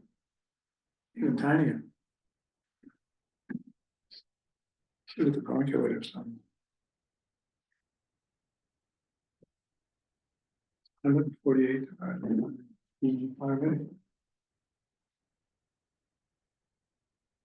6%, right, That's the net, 4.6. 4.6% increase in lot area. Yeah, lot coverage. Lot coverage, I'm sorry. Further questions? I've got none, that haven't already been addressed. do we want to go into deliberations? Sure. I think we have to. Yeah. We're forced. Yeah, that's a rhetorical question. No, Rob, we'd like to go to commercial. Yeah. Mr. Chairman, just one, please. Did you want to say something? No, I think the only thing is, you know, we love our neighborhood, we love our house. It's very hard to find a place to live here and we're trying to have a bedroom. Understood, thank you. Okay, so going into deliberations, do we want to deliberate? Why don't we can deliberate to get the requests together, or you can delineate them if you wish. Deliberations are slightly different, but we can just discuss it en masse, basically. I can start again. I think for the special permit. Certainly not more detrimental, and there is no new nonconformity. So I think that's easier of the two to take up. The variance is tough. If Ken was here, he would tell us there is no variance that he likes. Ken's in Paris. He is in Paris, and that might be a good thing. Thanks for that. But we all know what Ken's thoughts are on this. I've got to say, as far as variances go, this is probably one I would find acceptable. It's such a small house, it's such a small quirky looking lot. You know, I could argue that the lot shape. You know, if it was nice and square in the back, you'd have enough square footage now that this wouldn't be 28%, 29%, it would be 25 again. In fact, it's tapered, same thing. I think they've done a good job of trying to shoehorn in, you know, an addition that'll do well for this family. And unfortunately, it requires a variance. It's, when you think of it, it's so small. The net's, you know, 160 square feet. It's Right. really tiny. It's a 16 by 10 increase in you know, space. So I mean, I guess to get the variance through, I could go through all the hurdles. Conditions and circumstances are unique to the applicant's lot. I'm gonna use the lot shape. The fact that it's so small and it's tapered, it's missing the back corner. Strict application of this provision or charter would deprive the applicant from reasonable use of the lot.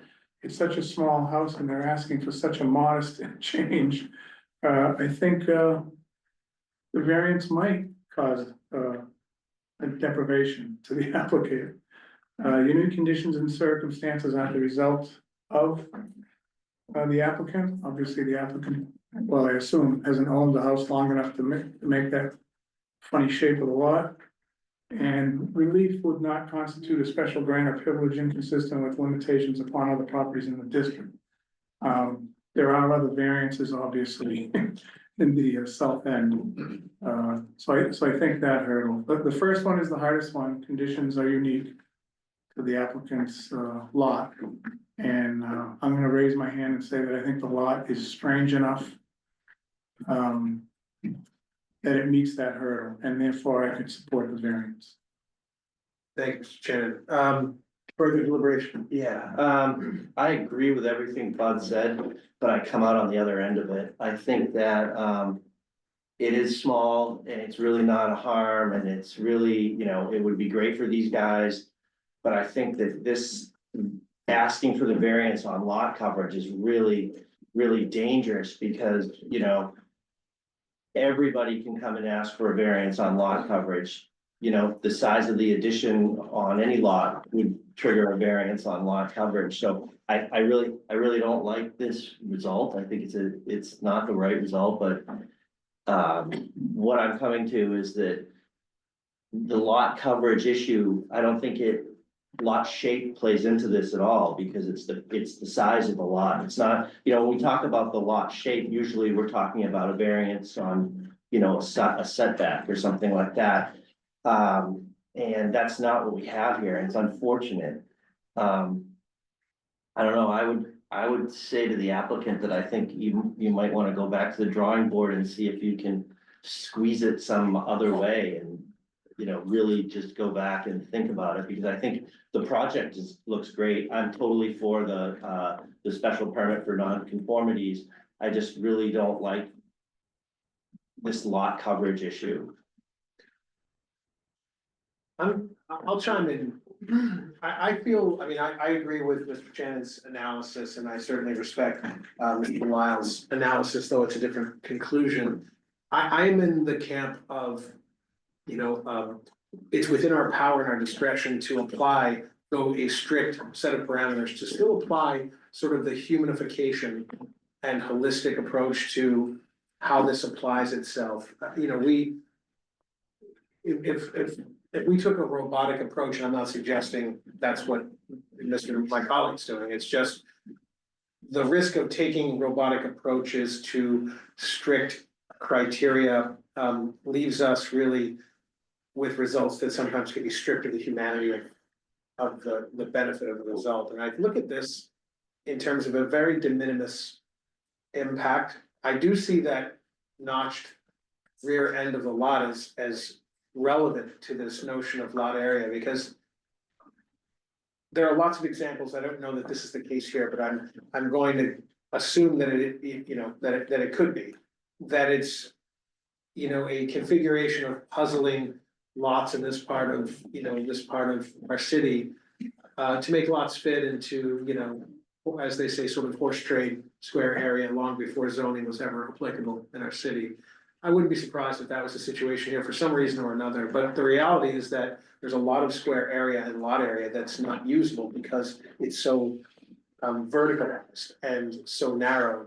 The area upon which these applicants can add is so limited, and this is such a limited application that, you know, while I run it through the same lens of the criteria and can see how it offends the criteria, at the same time, I'm applying sort of my just like human discretion of understanding how that result would be, I think, inconsistent with the spirit of, you know, our zoning and our you know, our land use here. I've seen lots of variances, almost all of them, you know, are non-starters. Many of them are, you know, illogical requests. This board has granted them years past. I think we take a very critical and narrowed eye toward them these days. Even with that narrow critical eye, for me, I still can support this. It's what was it, 6.2, but what was the? 4.6% increase. 4.6%. Now, you know, we can simply say, well, that argument goes both ways. How about the applicant just finds a way to shave off 4.6%?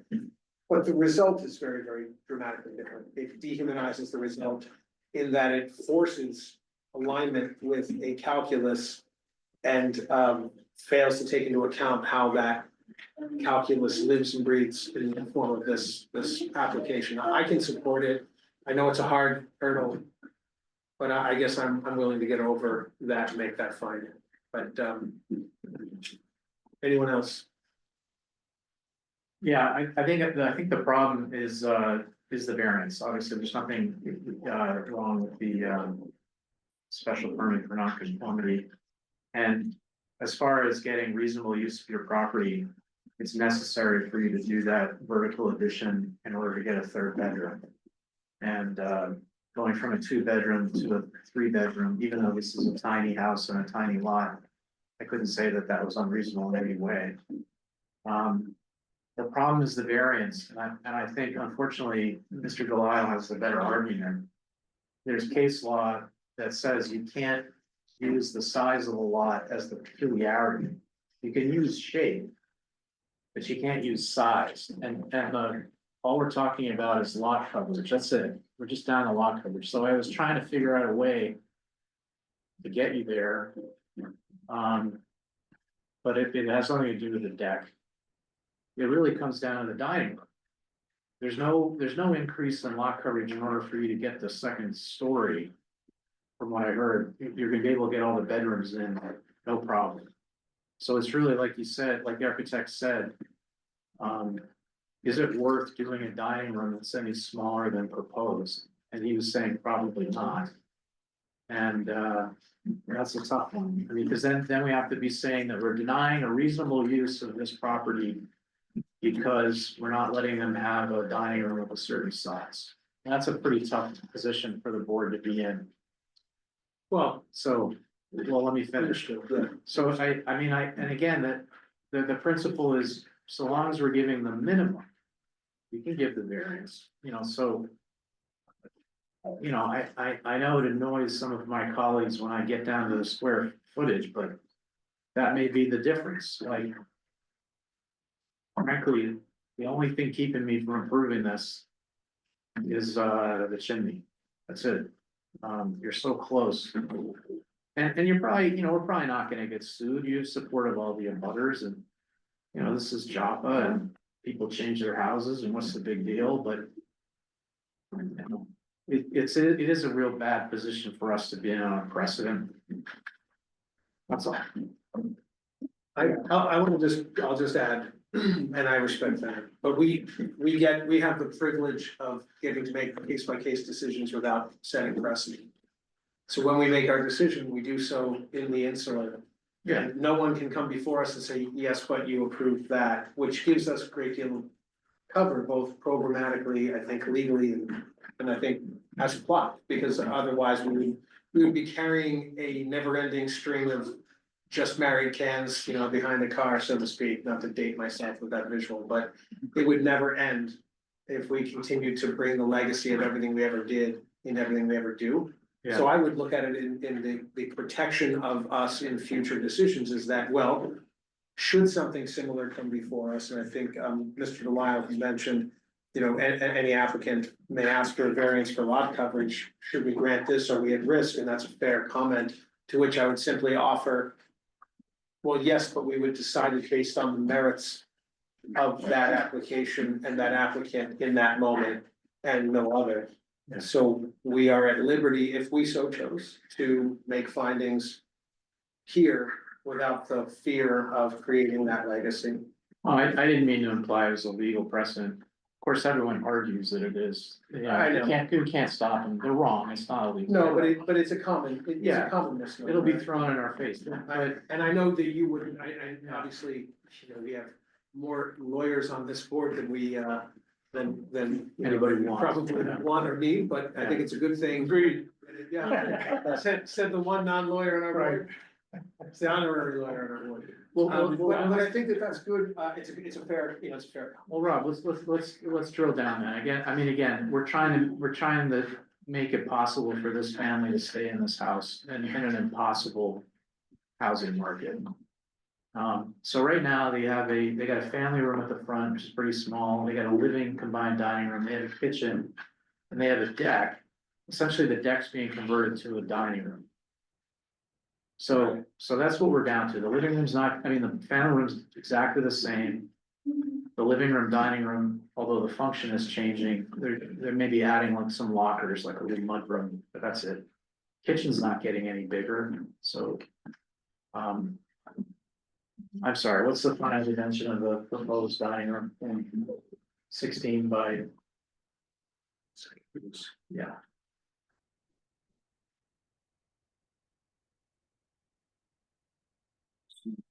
Exact is 16'9" by 13'10" 9/16". Okay, so let's get to practicalities. Trying to live in a house where you have kids and, 2 adults and golden retrievers. How big does the dining room have to be actually useful? I'm asking, I'm not. I was limited to say 40 by 30. Well, Sorry. I think it's about what's a prototypical dining room table of this family size? The dimensions of that in width with chairs. And, I always look at it when I'm designing spaces, not that I'm a designer of spaces, but I've designed a few, right? But we all have.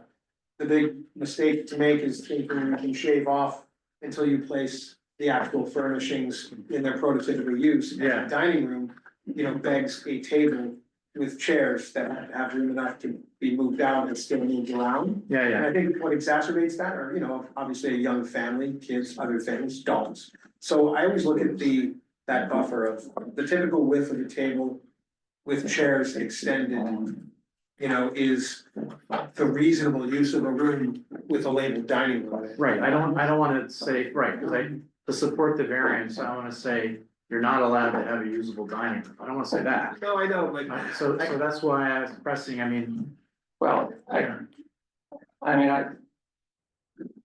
I wanna make, I'd like to comment, sure, I do believe that, you know, feet and inches matter.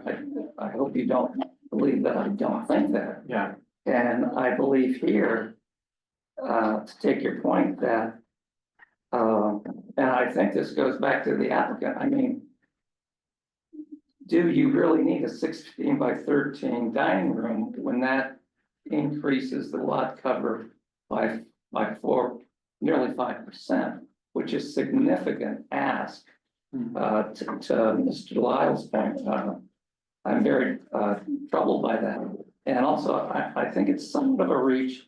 I don't see a nexus between the shape of the lot and the requested relief here either. It's kind of it's a reach, but I probably could get there if I could be comforted in the point that this is the bare minimum that would make this house habitable and make it a reasonable living space.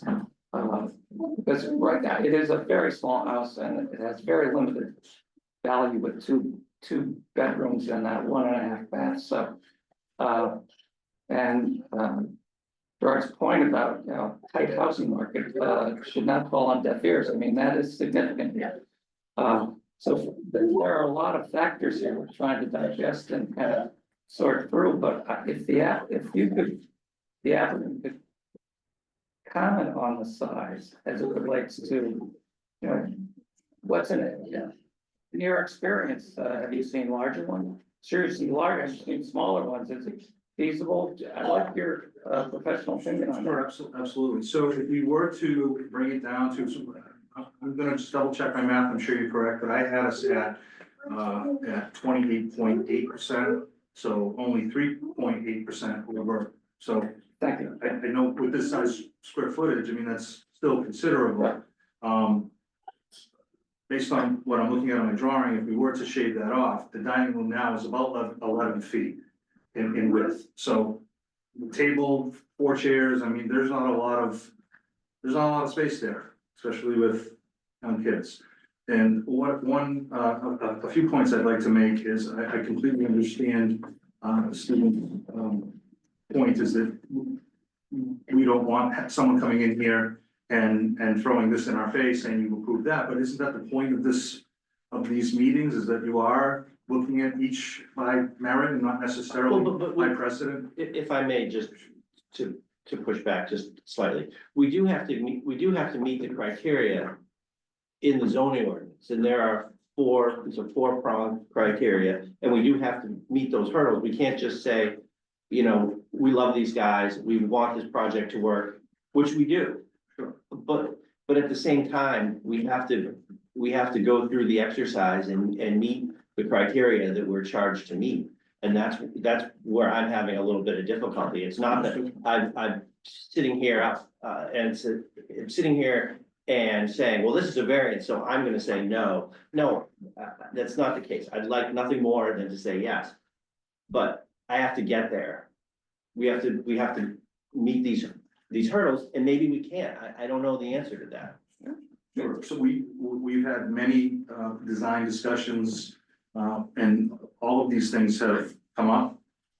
We tried to design this so that it met, that we wouldn't need the variance. And again, shrinking down the dining room to 11 feet was very tight.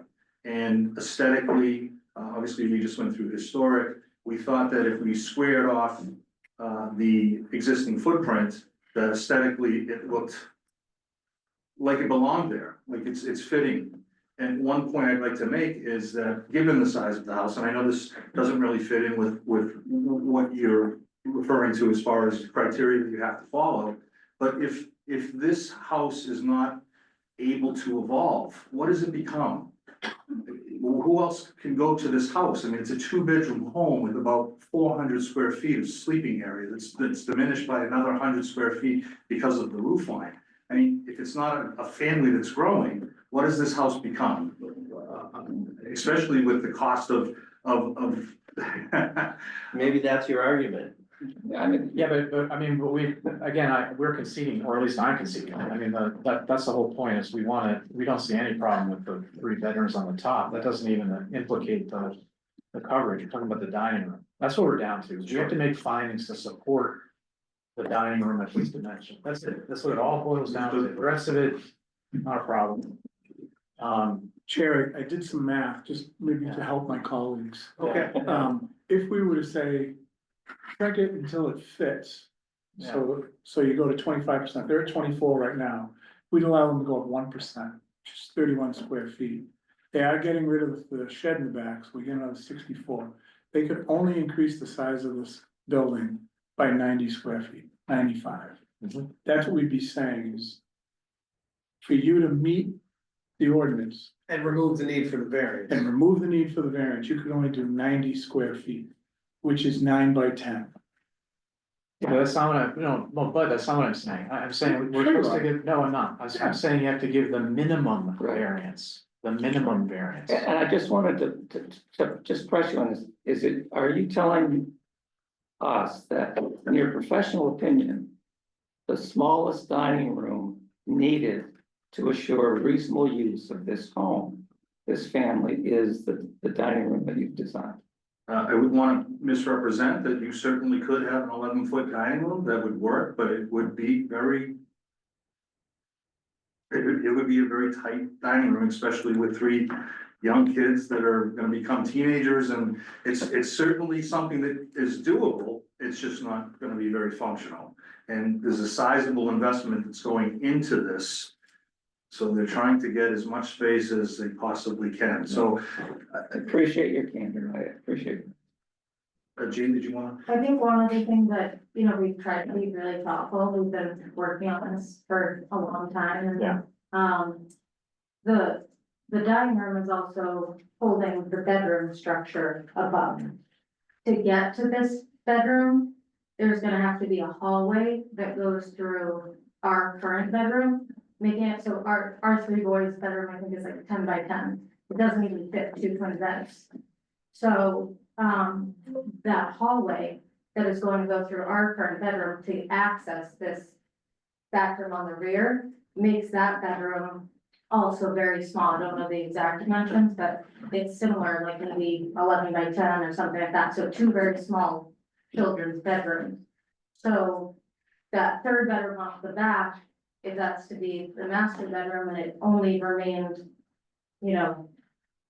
90 square feet larger than it is to meet the requirement, that wouldn't be enough space for it to be like a livable master bedroom with probably even a queen bed.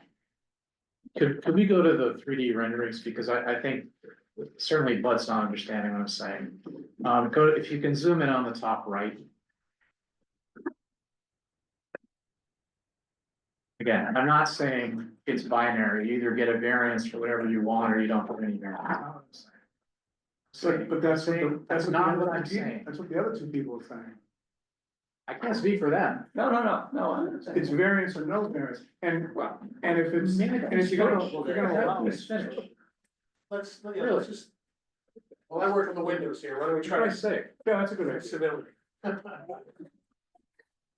I'm saying, the idea is you're supposed to give the minimum variance that you have to in order to, let the homeowner have reasonable use of their home. I'm not talking about any of the upper story, I'm not saying you have to go to 11 feet, it's 16 feet right now. Correct. I'm not saying chop it all up. I'm saying the little bump out there, is that the bump out? Which has nothing to do with the upper story. Which bump out? I think it's a chimney. Well, that's. Isn't it? The little bump out on the larger bump out. So that's a cantilever for a fireplace, so that's not part of the coverage. But I just wanna point out that part of that bump out that you're referring to already exists. It's already there. Yeah. So I have to do something with it regardless, if we were to cut off that last corner. So that extra bump out where the fireplace is and the corner that's attached to the deck would be really the only area that I'd be removing. Cause the other bump side of the bump out would still be there, it's existing. I understand. That's all I'm asking about. Again, trying to make it possible for the board to make the findings. That you're not getting, we need to make these 4 findings. Again, I totally concede. Everyone loves this project, the neighbors are well respected. We're probably not gonna get sued, but we try to follow the rules, we try. I understand. All right, I wanna try to advance this along and see where we are. Where are we? What are I wanna poll sort of my colleagues on this because it will be determinative of whether we need to ask this applicant to revisit something or whether we are prepared to move forward with findings, so. I take it, Mr. Igerman, you're having the issues becoming I'm the, not having a major issue. I'm trying to reconcile this with our job. As I see our job, I'm not supposed to make the extraordinary findings for variance if it's for more than I have to. right, And I totally recognize, and I think we have good evidence in the record that it's not unreasonable to have a 16 by 11 dining room. Now, and I'm even willing to concede that for the reasonable use of this house, it isn't just the bedrooms, they also want to have a separate dining room. So in the family room, a living room and a dining room, I've got no problem with that. I'm down to, how can I allow all of it, of that bump out? Is there a way that the applicant could trim off that fireplace and get out of here with a yes vote? That's what I'm down to. but is that fireplace bump out is cantilevered. Yeah, The it applicant's doesn't count. It's not part It of doesn't count in the calculus because it's not watching on our own. See, All right, well, So then my idea doesn't work. so I guess that's just I wanted to just make sure we're on the same page because if that were the case, I would be standing shoulder to shoulder with you trying to advocate for the removal of, that small projection, but it doesn't get the application where I think you thought it might, and any of us No, might it think it doesn't. might, so. Well, then what I'm down to, Rob, is There's I no can, there. I would vote for this if I'm convinced that the dining really needs to be usable. It's gotta be 16 feet wide. That's what I'm down to. it would be. The dining room would be roughly 13 feet wide, it's 16 in depth. So front to back, 16 feet, so it's 13 feet wide, Yeah. so. 13 by 16. Correct. Okay. What, I'm sorry, I asked this question a while ago, and I feel like we've been going for a while. What is the square footage that? The square footage that takes it from, the 3.8% over? Well, they could do 95, roughly, the math that Bud did, they could do 95. Right, but what is the amount that we're over right now? So we're over some, It's like 60 square feet, it's 60, ballpark. Over? yeah, I over think the it's 90, 100, I think it's 140 over. over the 90, No, so 50 over the 90, yeah, okay. And the thing is, the way the dimensions are laid out here, it's not like you can shave off the Yeah. longer dimension, because now you've got an obtuse sort of result. You're forced to, if you're to shave anything, it's to shave it off the width, and Correct, it's already 13.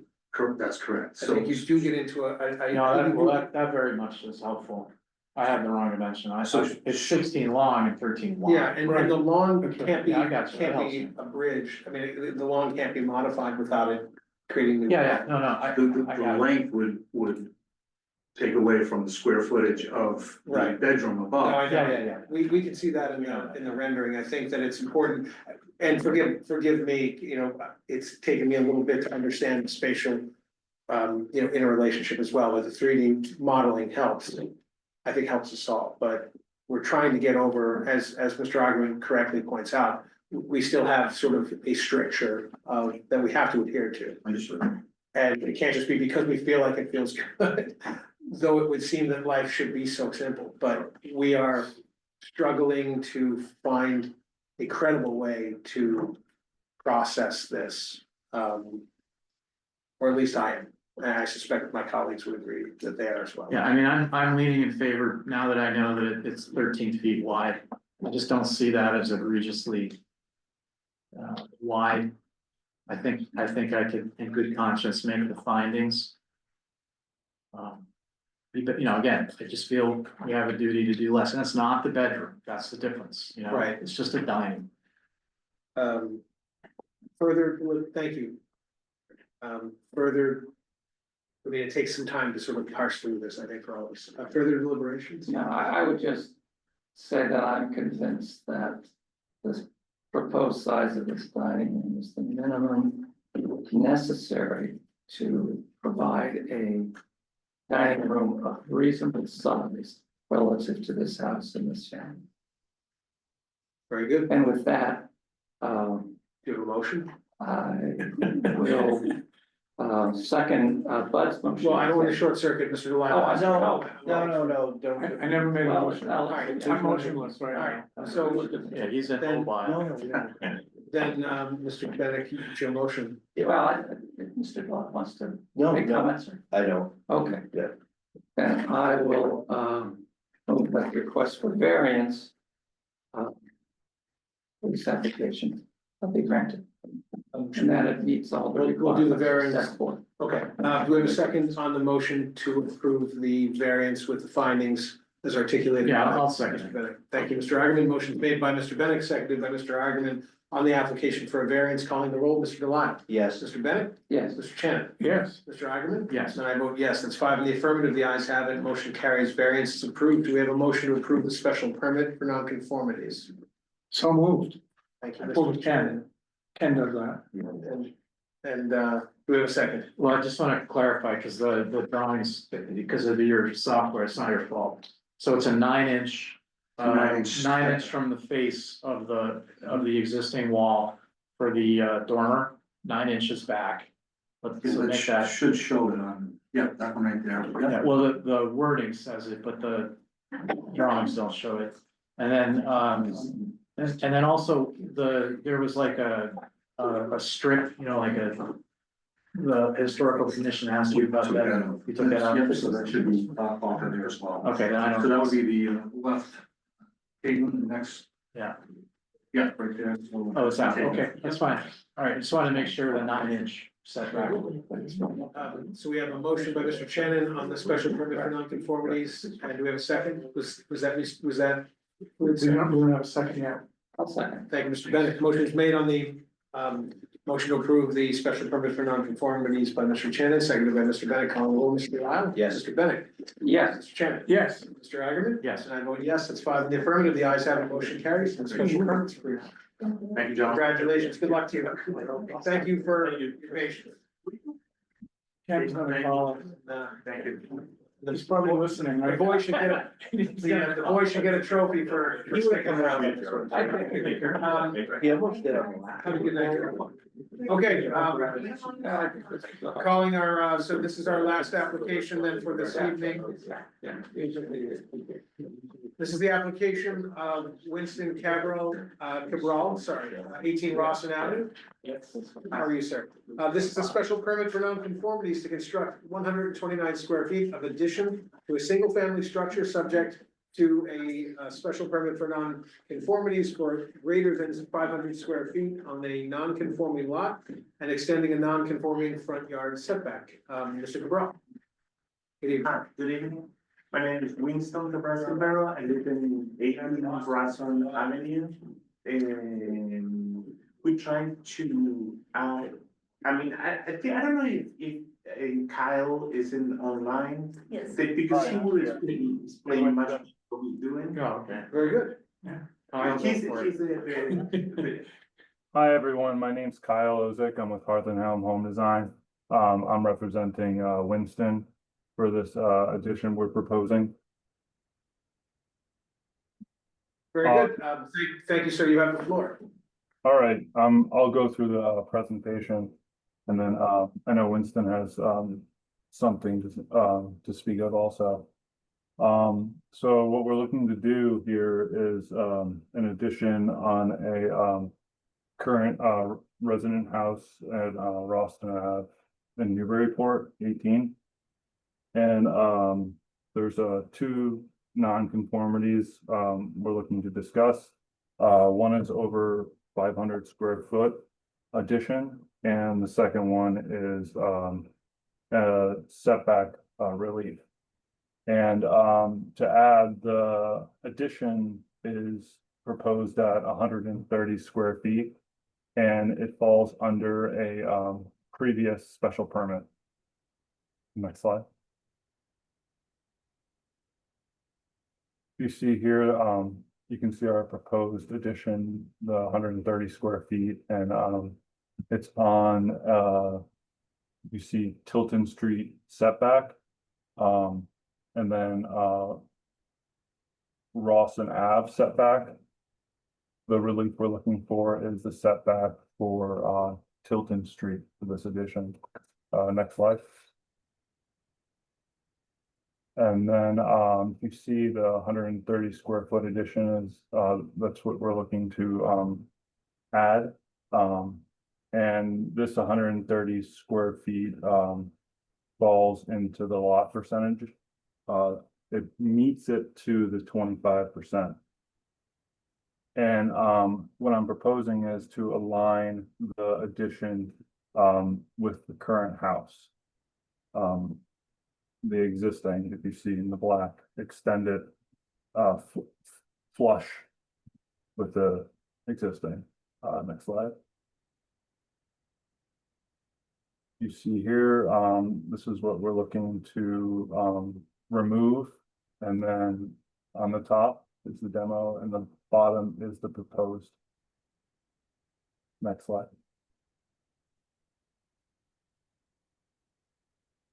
Again, we're looking to remove windows off of the existing, the three shown on top. We're removing the deck, and then on the bottom is the proposed addition. Next slide, please. And here are some photos of what it looks like today, existing.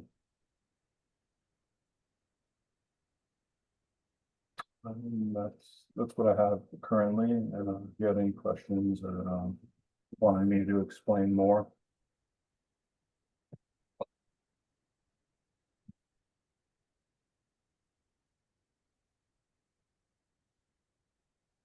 That concludes my presentation. Very good. Thank you very much. We appreciate that. Can we leave this slide up for right now? Did you want to add anything, Mr. Cabral, or? So with regard to this one, that's what we're looking for, like, we're using dice right now as something, and because we work from home, we're kind of gonna turn something more in a little office, because we need the space, and we're gonna use the other space to really make it like a small living room, a small place. Understood. That is what really we're looking for. Okay, thank you for that. Okay, we'll close the presentation and go to public comment in our vast room of audience participants. I do not see any hands, either on, in, or under the chairs. Anyone online? No. No hands online or in the room. We'll close public comment and questions from the board. Yeah, I just have one question, and that is, what happened with the sidewalk on Tilton? Previous approval was expressly conditioned on rebuilding the sidewalk, but I went there today and it wasn't done.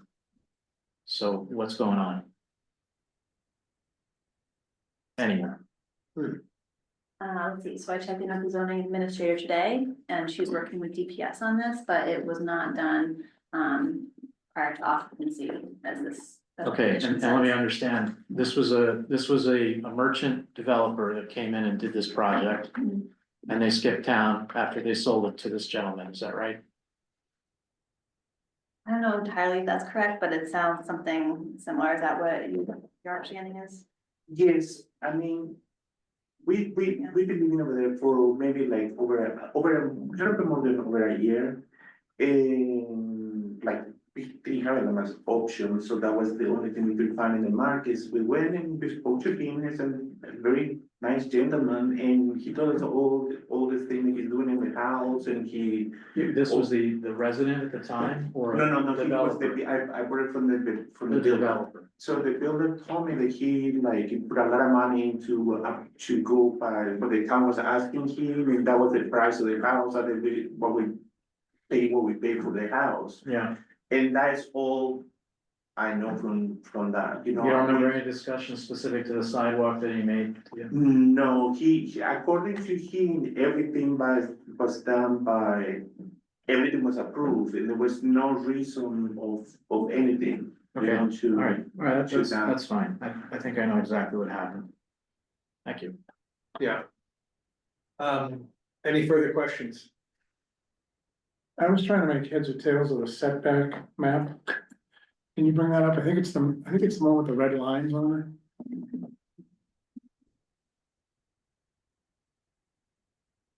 Yeah, so I assume the red line is the setback boundaries. And it looks like the addition goes into the setback, Correct. is that? And how much does it go into the? I'm sorry, it's probably on one of your drawings, but. 1 foot 8 inches, or no, So- closer to 1 foot 9. So the setback, instead of being 25, is like 23, 3. Yeah, 23'3". Thank you. Any further questions? But, yeah, can I just follow up on that? But you're already into the setback on the other existing portion of the structure. Correct?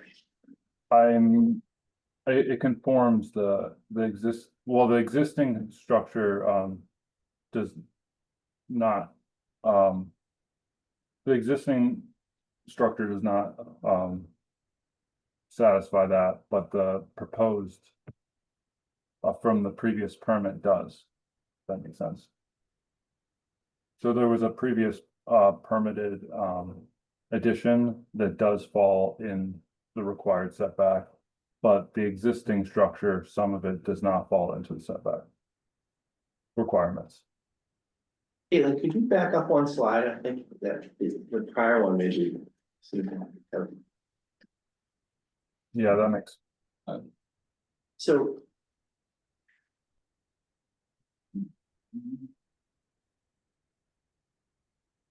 There's some part of the house that's already in the setback, correct? Yes, that was the previous house, because this house was like redone. Yeah, It wasn't built from the scratch, so if you go to the section where they have the picture of the house. yeah, If you can, I don't know exactly where. The picture of the house, that one, the last one, that sunroom, that was always that part of the house. and the sunroom's already in And the the setback. sunroom already okay, was okay. already into the setback. or Yeah, it was- yeah, okay, that's So, what, yeah, it, from the way it was described, it seemed like it was a new. no, it's not, the Non-conforming, whole yeah. house, the whole. Yeah. That was always part of the house. Got it, So we just now trying to square around the sunroom out of the 130 square feet. got it.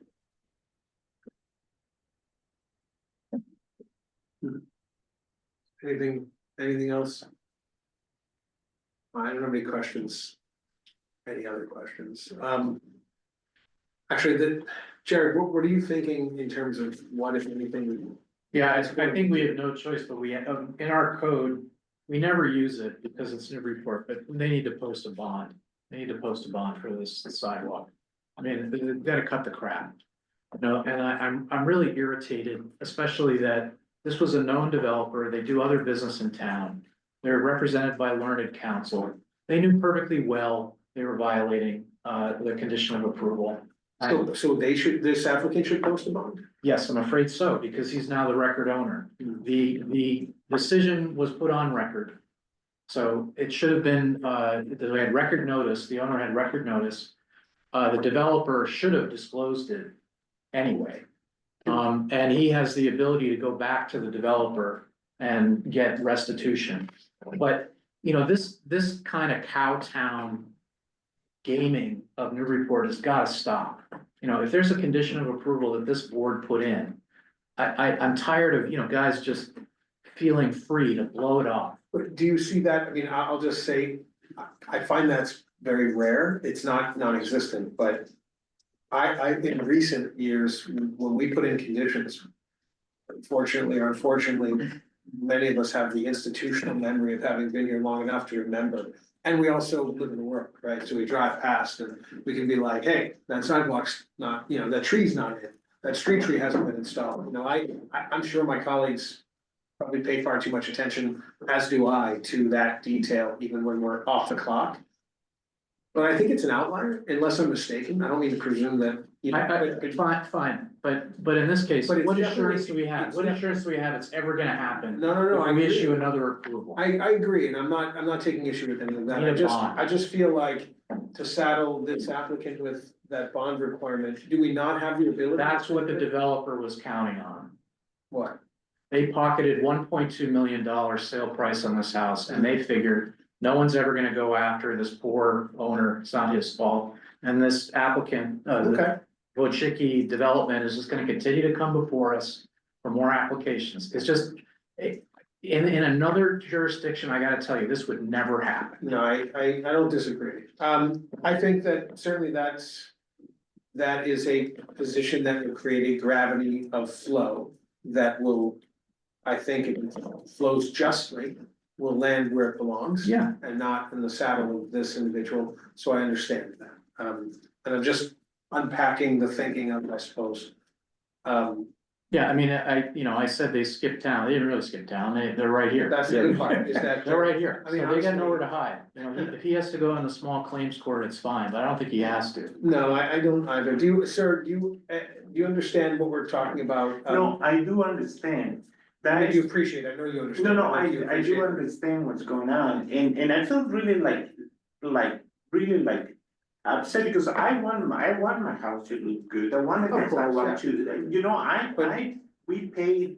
But that that's much only, money, that Paid big money. that improvement is an improvement that was part of the condition. And exactly, and it is owed. and what I'm saying is, I think I paid already for that. You did. Because in his price, he charged me for all that, and all the work that he was supposed to do. Even in the front, actually, if over here, I can show you what a part, he kind of was supposed, this is just some rock over there it was supposed to, something fix it, but it was never fixed, he never did that. So, but like I say, my situation was that we need a place where to move. I believe that everything was fine, I needed to move and we went for what the builder was. And as soon he got a certificate of occupancy that we could move and everything was legal for, we are not expert in this, in any of the stuff. We went through the whole process of this. No one doubts that, and we appreciate that. No one's You know, wondering. I'll just say this and then we can move on, because I think we're at that point.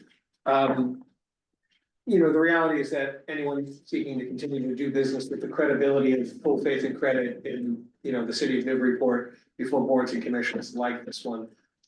The cost of ignoring this is far greater than the value in abiding by it even after the fact. I can't imagine that will be taken very carefully by the developer that I look at it as that owes us that condition.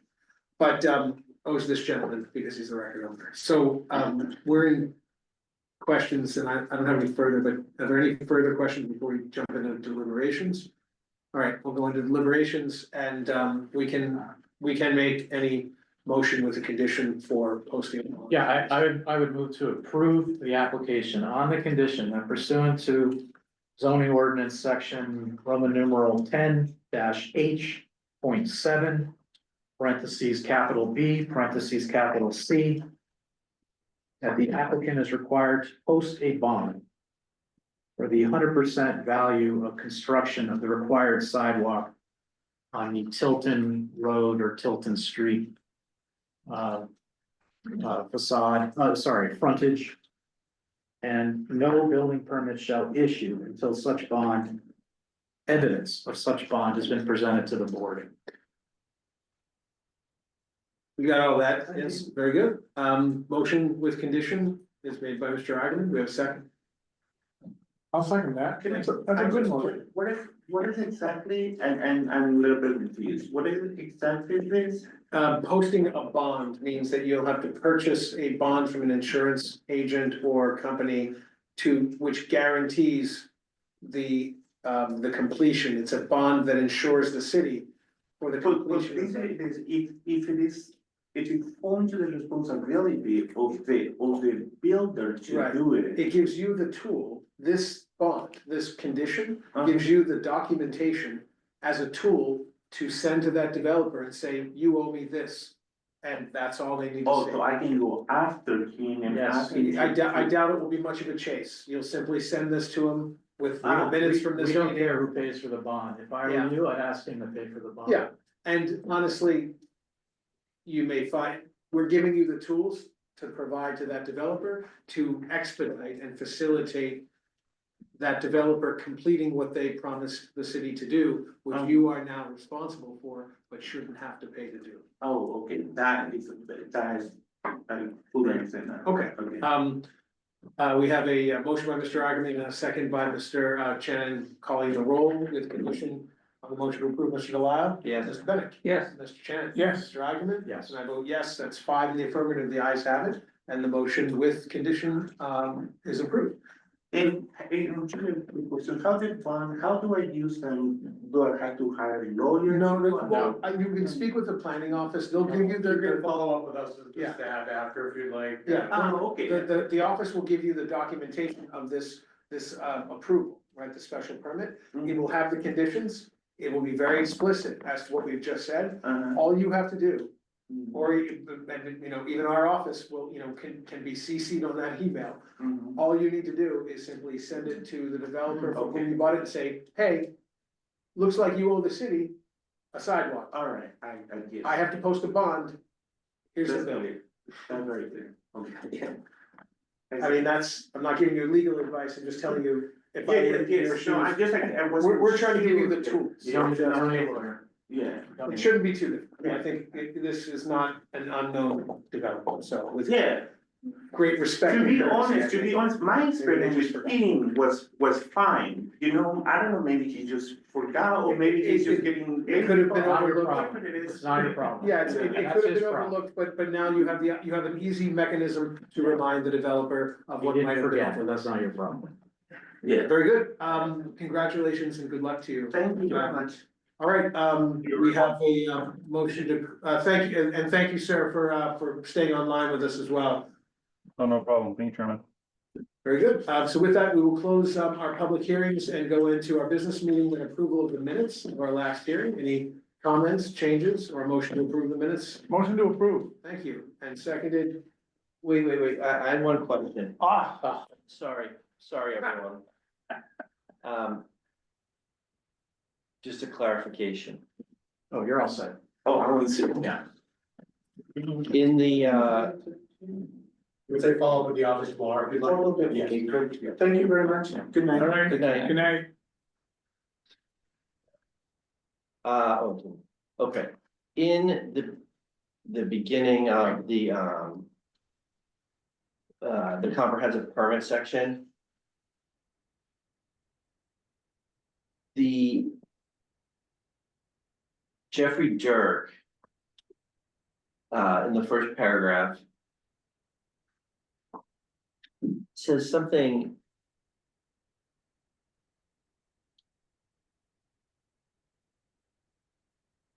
On 5%. No, it was like, he said that there it was something about whether he was saying there should be a sidewalk, or should be a crosswalk or not a crosswalk. It's in the 4th paragraph. Project would not result in any delays of traffic queuing. And Yeah, therefore that's no it. mitigation would be needed. Yeah. Was that what actually, is that what he said? I think so. Okay.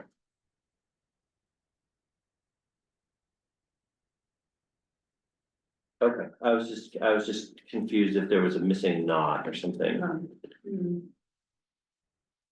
It did say pedestrian safety improvements would not be needed as a result of the project. Yeah, that's, I don't know. He didn't have any data to include that because they didn't have any pedestrian data. But he did say that, I think.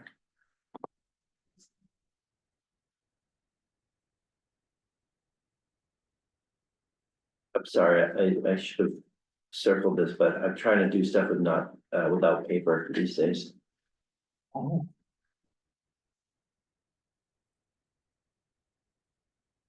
No, I can't find it, so, oh well.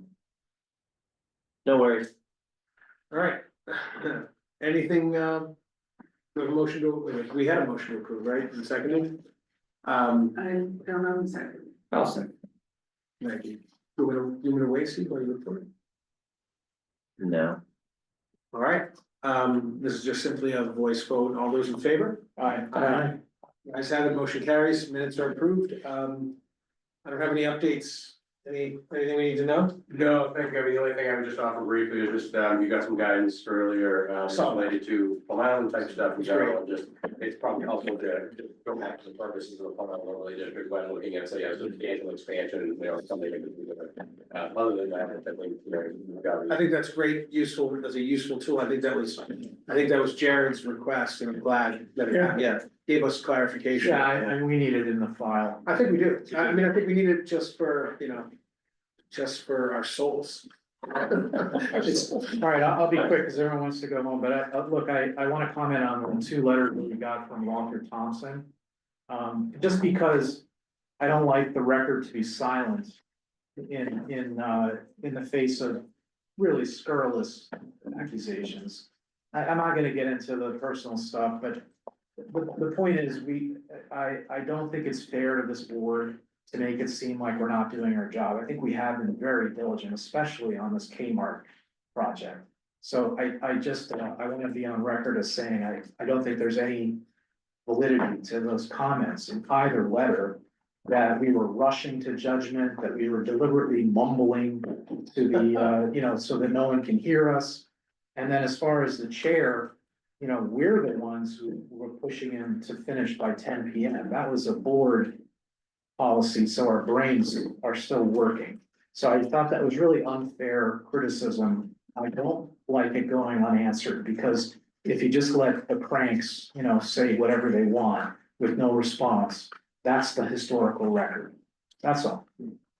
I mean, I appreciate those comments, though all of us here are sort of well calloused in being able to sort of see the forest through the trees in this work, and it's inglorious, right? And it's understood, if not misunderstood, often. And I think, comprehensive permit's really no exception. If not, it's the highlight of case study in the misunderstanding. My goal as chair is to, probably be even more verbose than I already am inclined to be, which I greatly apologize for. And I think that it's a fair criticism at first blush, if one isn't to understand this forum, to take a look and a listen and to be like, good God, like perhaps the chair does feel like he's paid by the word, The reality is that none of us are doing anything other than our sort of, our civic and, our civic volunteer, duty. It's not even a duty, it's a choice.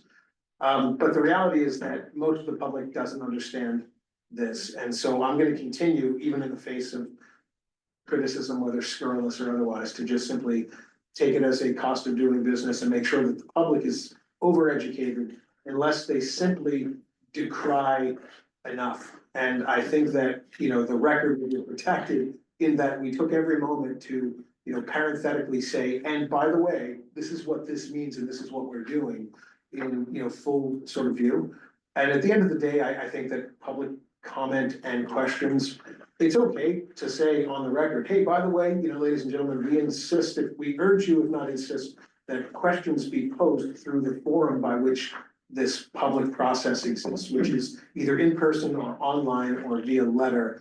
We don't accept public questions through social media platforms or message boards, or, messages in a bottle, or courier pigeon, or any of those things, right? We have to have this sort of channel, and the ecosystem is what it is. So I think that what it does is it says, look, if it's on Facebook or Instagram or whatever, we don't address it. It's as though it doesn't exist, and that's a disservice to whatever time that author may have taken to scribe down their comments, as though the world was aware. Like, we can't take that under, we can't really take that in, Well, I mean, to Jared's point, these were not, Jared's, I think you're focusing on those letters that are in the record, I mean. So, we're not talking about, things on, Twitter. So I guess the question is, I tend to agree, the question is, what's the mechanism to respond? And in my view, there's only one, there could be two mechanisms. One, the chair takes a point of personal privilege and goes down and responds to it, which is not a good one. Or, in our decision, we respond to comments, in a way that an administrative agency responds to comments.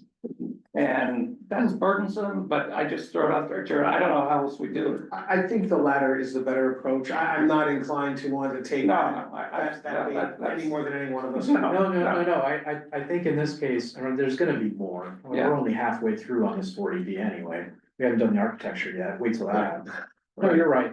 I mean, I'm just trying to think how to do it. Yeah, I got you. I think that's, I think we take the, I think we take the high, I think we have to take the credible, and I'll just give it a label, the credible high road, in spite of the sort of human lore that any of us would feel to want to respond in real time, to simply let it happen. Like, we've done this before with public comment, you hear things that sometimes could be discourteous, and at the end of it, the instinct might be to respond or reply. No, but I think Greg's basically correct. say, thank you for your comment. Greg's, especially on this 40B, we have a monster decision ahead of us. It's gonna be really long, let's be honest. So I think it's in the interest of the board to knock out some of the really crazy accusations in the decision. Yeah. Deal with it there. And just say, That's right. not Maybe, making comments. not by individual, perhaps just by Yeah, no, I don't think. subject area.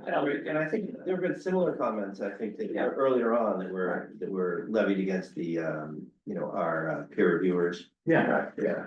Yes, and honestly, look, that's the work, I think, I mean, I don't love it, but it is nonetheless our work. So I think we try to, we have to be credible, and I appreciate, your sentiment, and I think our collective sentiments. And we have to resist the temptation to do anything other than almost a methodical and robotic approach in the interest of the public, process and the credibility after the fact, as viewed by hindsight, when we're all done and that long decision is written and published. Okay. It will bear the sentiment of response, and that will be it. Okay, all right, well, that gives me a game plan going forward to deal with Walt, so. I don't. Sounds like know he's the a close gentleman, friend of yours. But I've decided to know, I did make the mistake of being responsive. I don't know the gentleman. But Yeah, I you did didn't receive know. an email. Yeah, don't do that. And we continue, it's remarkable how we continue to learn, even as adults. And I will say that, but I appreciate the comments, and I think we can, we have a motion to adjourn. So moved. All right. All those in favor? Aye. Thanks, All right, guys. thank you, guys. Yeah, thank you. Didn't Ken write a letter to the editor once?